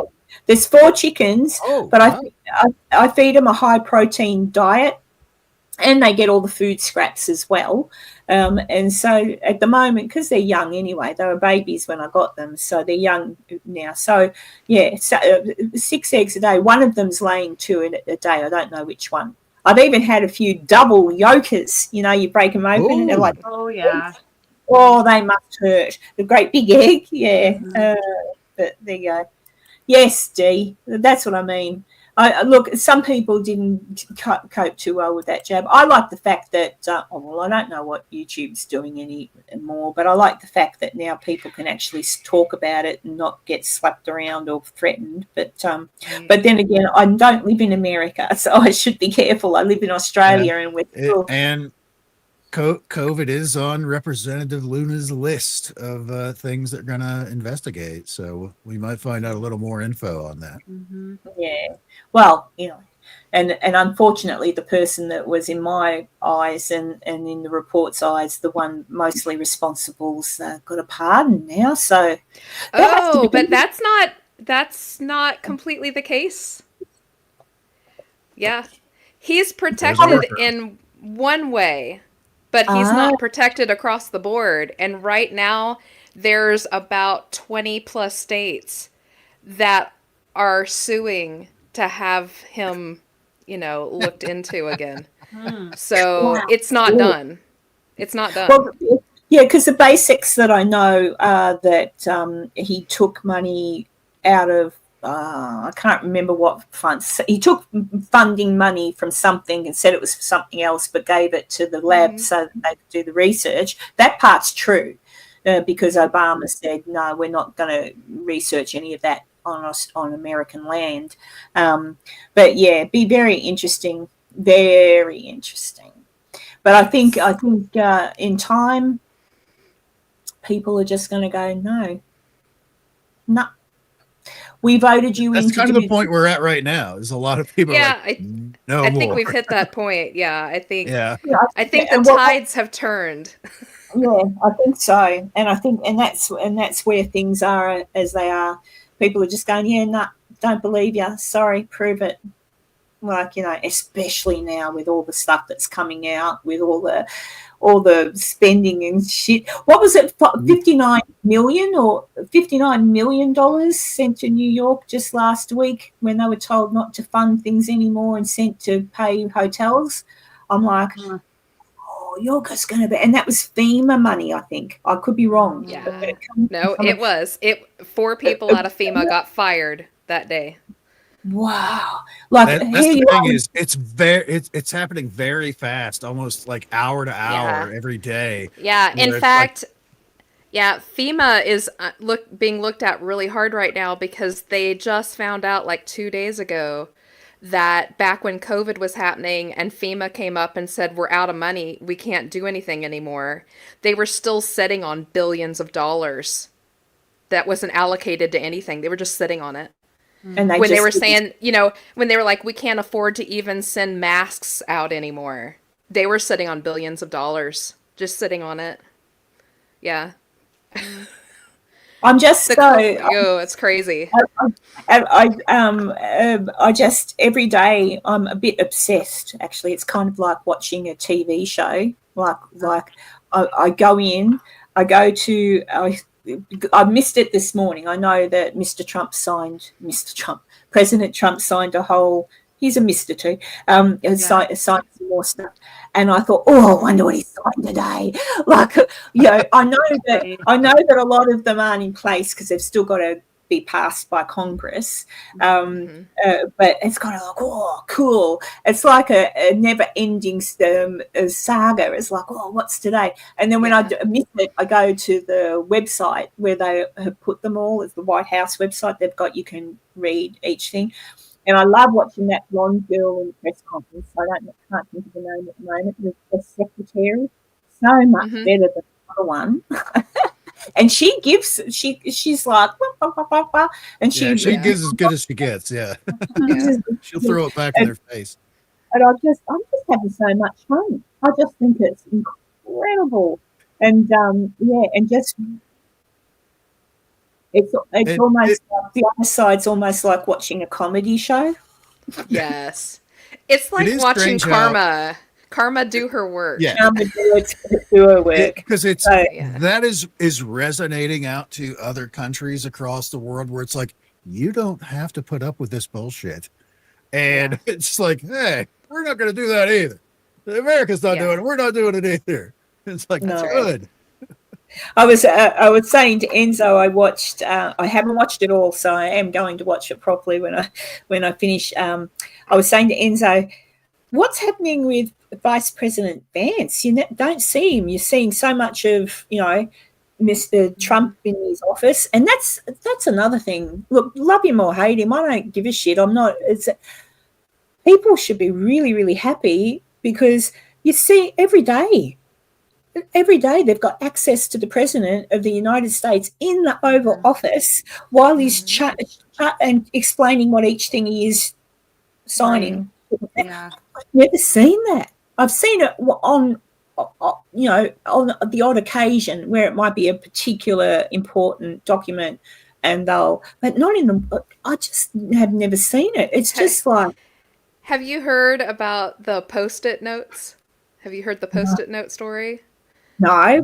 So earlier this week, some of the gentlemen and ladies who worked as like aides and worked for him while he was campaigning, a couple of them did a podcast and it kind of got released.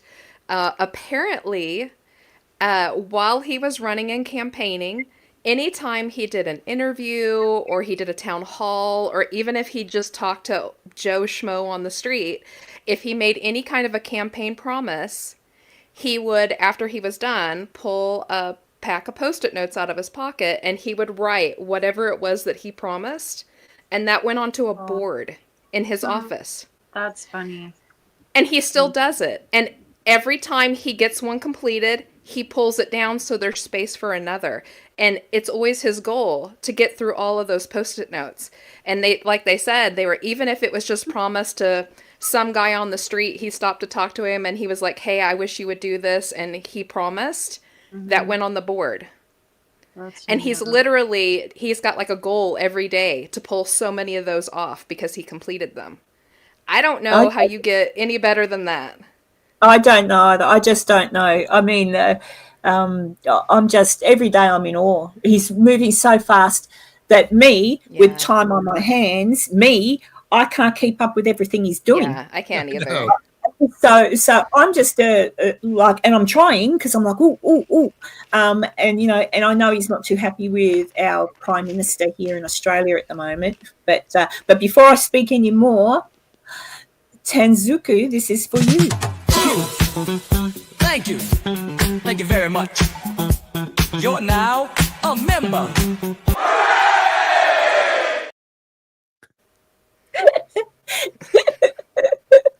Per the Amazon and astronaut suit. Why am I looking up your so dress jazzy in that video? Yeah. Oh, you probably would if you could, Enzo. That's why. I am merely investigating. I don't know what you're talking about. I'm only looking at certain things. And that's the other thing I like about it too. Look, if anybody wants to know what I watch and why I do watch Gutfeld. I do watch some Fox News. I don't watch all of it. I watch, but I watch Gutfeld because it makes me laugh. It's just funny. I watch News Nation. I watch Sky News. I don't watch any mainstream. I watch a few English ones, GB News. But the most of it I don't. I'll watch that, but most of what I try to learn about things is I watch the congressional hearings that they have. That is so cool. When you watch the congressmen, no matter what side the congressmen are on, they go at each other and they go at the people. That's really cool. And then I go onto the White House website. I'm obsessed with it at the moment. I go onto the White House website, and that's where I can read through press releases and stuff. And then I watch the press. I'm just, you know, if I was a reporter, I'd be right, but I don't know how to do Hey, Crow. But oh, hello, Crow. Oh. My little Crow. I've sent you messages and I figured you were just too busy. I love you too, Crow. but yeah, I know Crow is too. Crow's just, it's just like, it's exciting. It's a bit scary. It's a bit scary because some of these and hey, I've also watched some of the other side, like not the Republican, the Democratic side. There's a lot of normal Democrats. There's a lot of normal ones. It's unfortunately, it's the crazy ones that are getting all the press. But I loved Big Balls. Oh my God! How many clips on CNN of like this person that refers to himself as big balls is trying to legislate the government? It's so funny. It's just so ridiculous. Because yeah, they were having to go at the young. Now I've got young women, young ladies, my daughters and my son. Most kids, but I think someone said that the 19-year-old is a savant. So, holy cow! If you've got, and Elon's not an idiot. He's not going to just pick someone like me. He's going to pick someone who's like can see things that we can't, and that's what he's done. But the young bloke's name was Big Balls. His handle. I think that's like a year or two ago when they were 18 or 17. Yeah. But then He's did you a see that very Elon? unique person. That Did you see? But did you see that Elon changed his name to Hairy Balls? And in doing so, then I watched the news report. I think it was someone on CNN had to say it. She goes, so Elon Musk has changed his handle to Hairy Balls. Just listening to these people having to go, big balls, big balls, big balls. And I'm like, and that's what it's got report on. Like that's the news of the day, is it? Big balls is work and hairy balls. But I'll tell you what, if anyone says that Mr. Musk doesn't have a sense of humor, then the amount of trolling that's going on, and just the news just comes in and swoops it up, and it's like you're an idiot that you fell for that. Yeah, and that's what he does. He does stuff like. But I just find it super exciting. It's just like a new TV show to me. I tune in every day, or tune in to see what funny things President Trump says that make me laugh. Yeah. Like, when he goes cook at a reporter or something, and he goes, they continually play that clip of him when he was campaigning where the female, he picks her, you, and he goes, look, she hasn't got anything to say. And she repeats something like, I wasn't ready, but he insinuates that she's never got anything in her head, like of course you're not, you're never ready and don't think, like, or whatever. And it's sort of like, and she's, excuse me. And I'm like, well, oh dear. But there you go. So Crow's been crook again. I'm sick of you being sick. Mind you, I hope it ends, because that's what I was like last year. I was always something the matter, and it was, but there's certainly a bug going around in the U.S. for sure that is knocking a lot of people down. It's not good. But it's thank you, and thank you. Oh, excuse me. Thank you again for becoming a member. It's much appreciated. But yeah, no, I'm just having a ball watching all this, and I was especially impressed. I was getting to it. Baron Trump, he's massive. He's tall. He's a tall boy. But I was saying earlier, and then I digressed, but that I was thinking, what's happening to Vice President Vance? Why aren't we seeing him? Like, we weren't really seeing him. But I saw, and that's what I want to watch when I get off here. I want to watch the full thing, speech he gives in front of the European people. He tells them what for. They didn't like it. And then the German, I think it's the German chancellor, got up and basically said, I don't like what you're saying. So I've got to see all that. But good on him, because he said exactly what every normal person is thinking. Like, this is bullshit. Right. If you want to pray silently, you should be able to pray. It's kind of like they're trying to knock out religion. Well, not kind of, they are. It's very, very interesting. Very interesting. But I reckon everything's going to be fine. And if it's not, I'll come and live in America where it will be fine. But I do love my country. I love Australia. I think Australia has always shown itself as being so far up America's arse, it's not funny. So it won't take too long. Once everything's in control, and I think we've got elections coming up here in Australia, around June, July, is it, that we've got to do our elections for our government.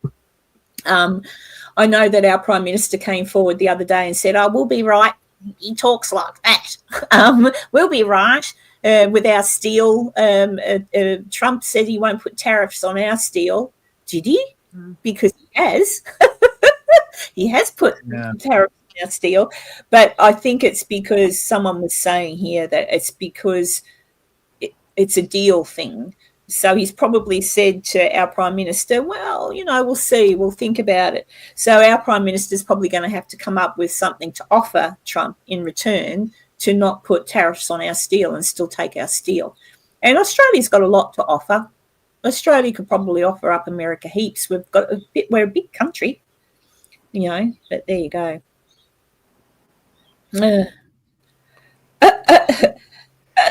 Erwin doesn't like anybody. I think you're wrong, Erwin. Politely. But yeah, I'm just flabbergasted by it all and everything that keeps coming out, and even what you told me about post-it notes. I had no idea, but I hadn't heard that one. That's funny.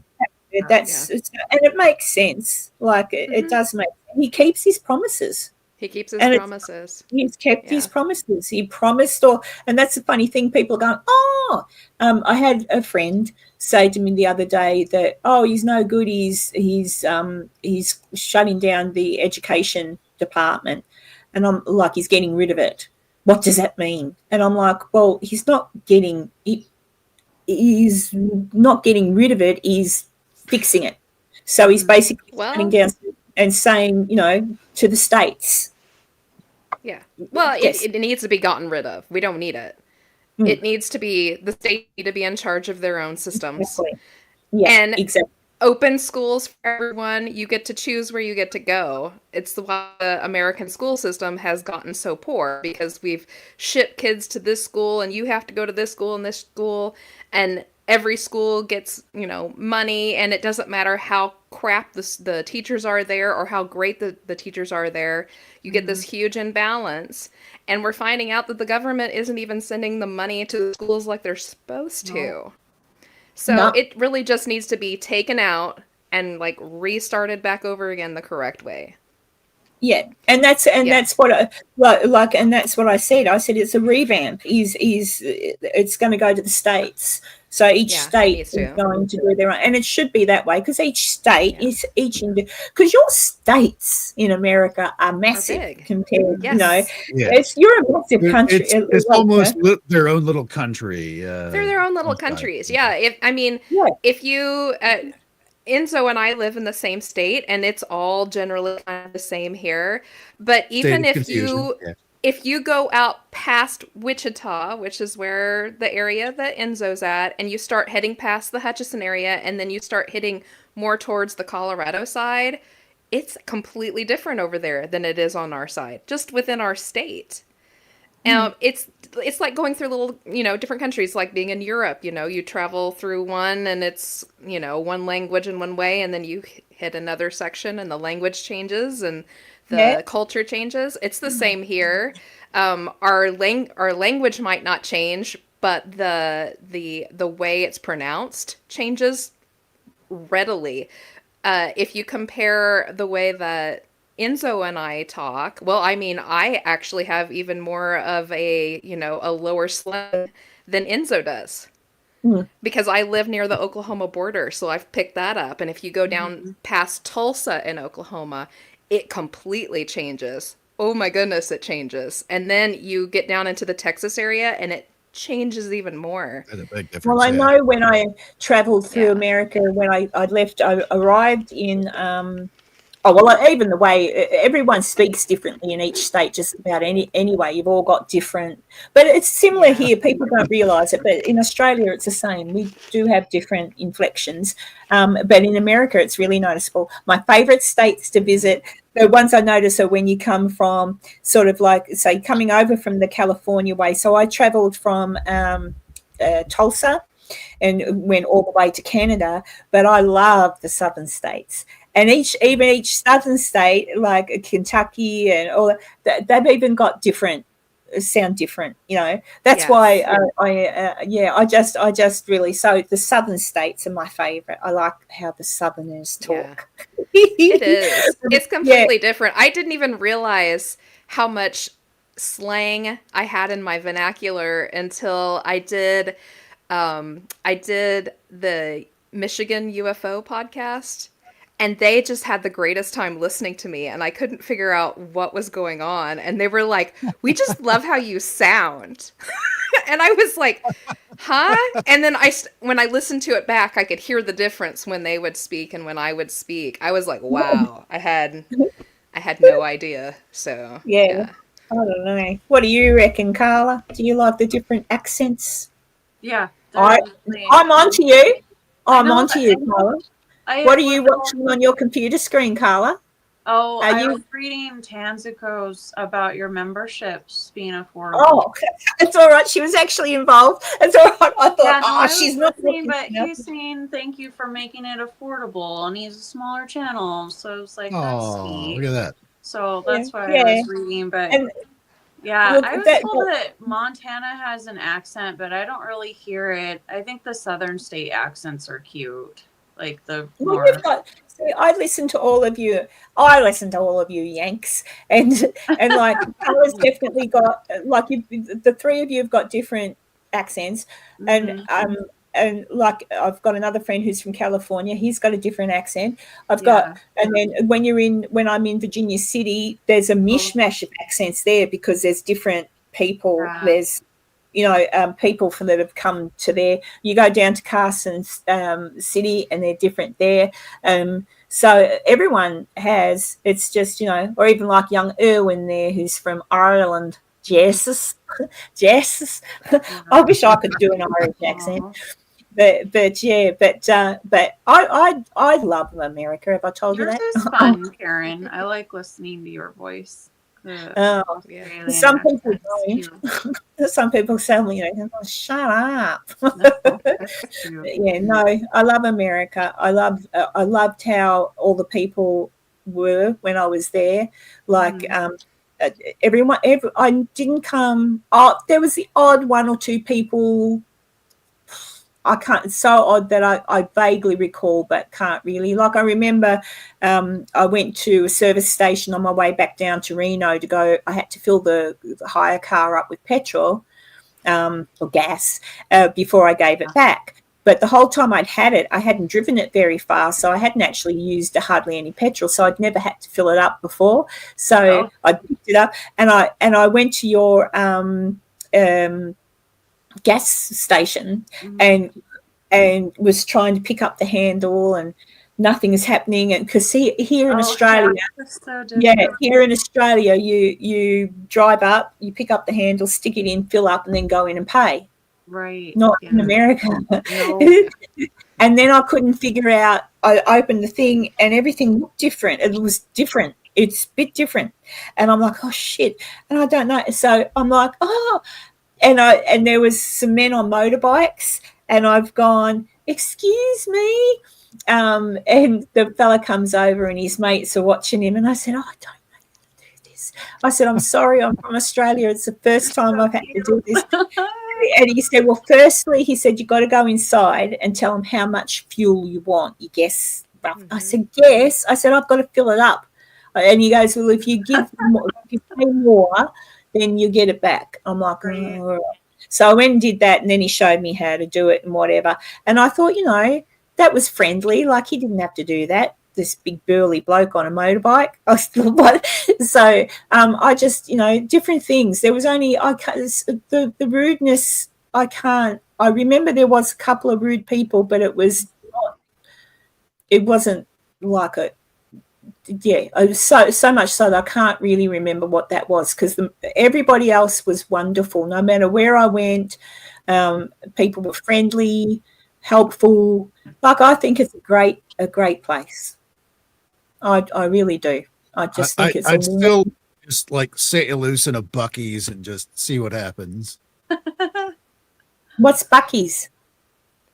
But Bucky's is it's like a Quickie Mart style kind of a thing where it's, you have your gas pumps out front, but there's like 60 gas pumps out there where there's so many you could actually leave your vehicle parked there while you go inside, and they've got 100 different kinds of like fudges and candies and sandwiches that they make fresh, all this stuff. It is this insane. It's great. And they have a little the Bucky's mascot is like a beaver, fuzzy beaver. Yeah, it's like a kitschy giant gas station superstore. Holy cow! It is. Oh, You can wow. go in, you can get food and drinks, but on a major scale, and then there's an entire shopping area where you can just buy they the have most Hawaiian useless Bucky crap. shirt that you can buy. Oh. Yeah, you can buy useless crap like flashlights on a necklace and just stuff you do not need, but you'll end up buying because you're like, well, this is a cool color, and you're on vacation, so why not? Yeah, it's pretty silly. Oh gosh! Oh, look, I've been to a Coles, Mm-hmm. and it's for the Australians in here. It's different to our Coles. Our Coles is spelt Coles Okay. after Mr. G.J. Coles, who opened up his stores here in Australia. Your Coles is a K-H-O-L-L-S, different. I wasn't that impressed with the Coles store. It was like, whatever. It wasn't horrible, but it was okay, kind of like our version of Kmart. I didn't go into your Kmart, but I went into your Target. Now, your Target craps all over our Target. We've got a Target as well. But your Target was good, huge. Target is upscale retail for the U.S. Well, yeah. And then I went into a few other well-known stores, and I can't think of them at the moment, but I love your supermarkets. Oh, you can get just about anything in your supermarkets. I've been to a few. There's one down in Dayton. I went to one I went to Walmart. Yeah. Everyone knows I love Walmart. I know. Yeah. I love Walmart. Well, I love the Walmart that's in Carson City. I don't know what any of the other Walmarts are like, but I've heard people make some jokes about Walmart. Okay, so I'm onto it. But I just love the supermarkets. Like, you can get anything, and Cream Whip. How do you say it? Cream Whip? Oh my God, Cream Whip. Oh, Buc-ee's. That's cute. See the logo there above the store, the little beaver guy. Beaver. Yeah. I get it pulled in. I'm trying to get that. Oh, yeah. That reminds me of the movie Nice Beaver. Thanks. I just got it stuffed. Do you remember that? That's the smoke. What was that movie? Yeah. What was that movie? Yeah, I like that.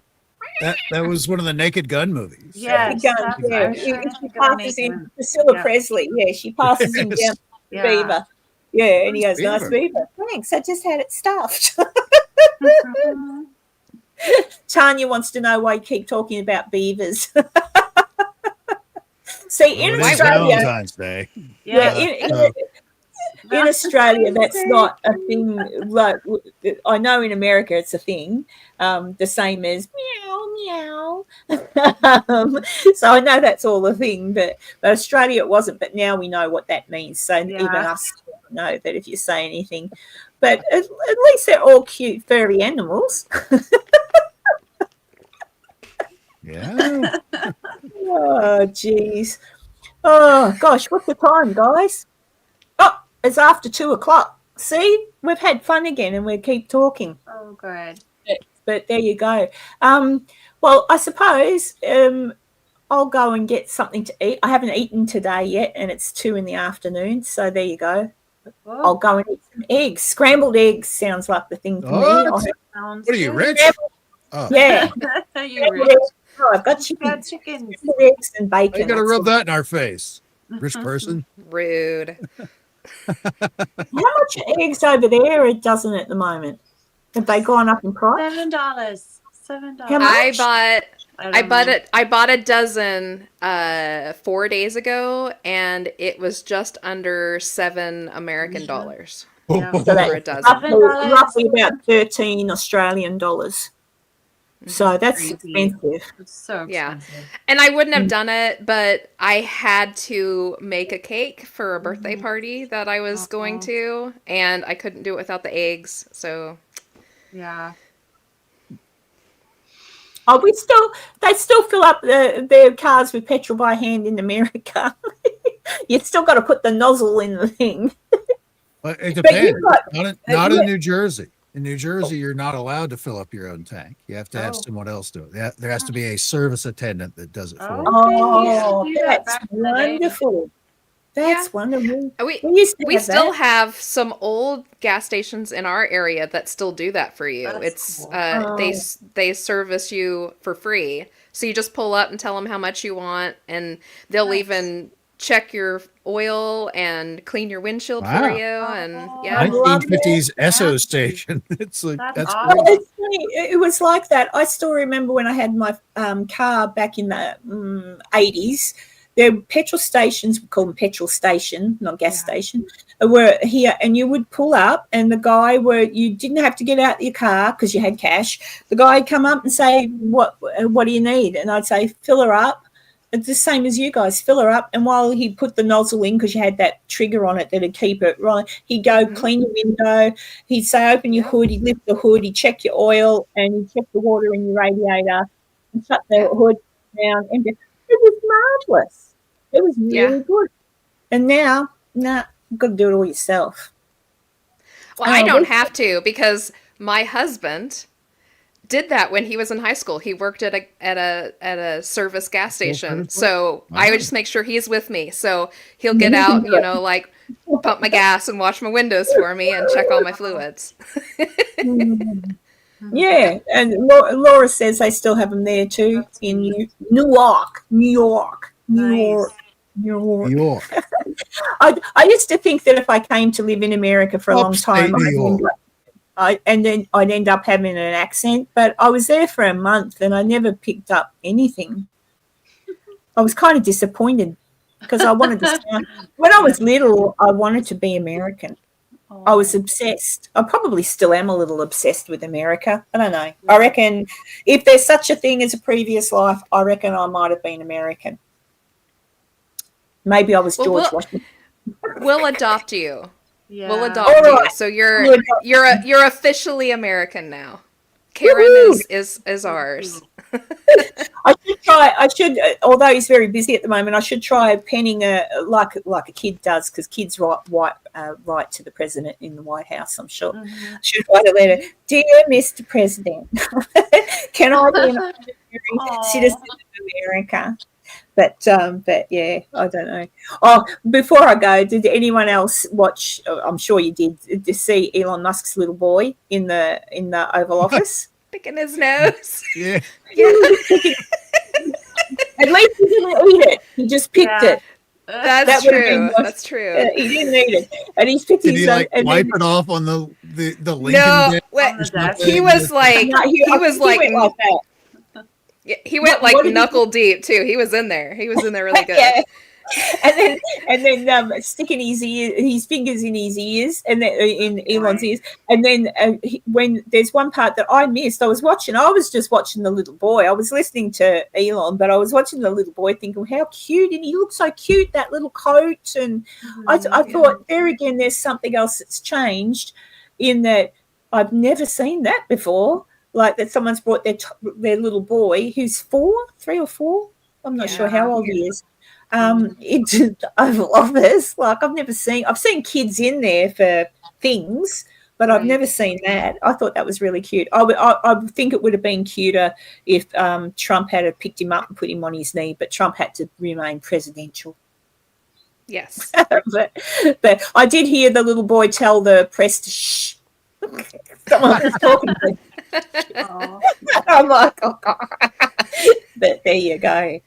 So, look, I'll close it up because I know for those of you that are still here, Carla, are you about to go? How long till you go live, Carla? Oh, probably another 15 or so.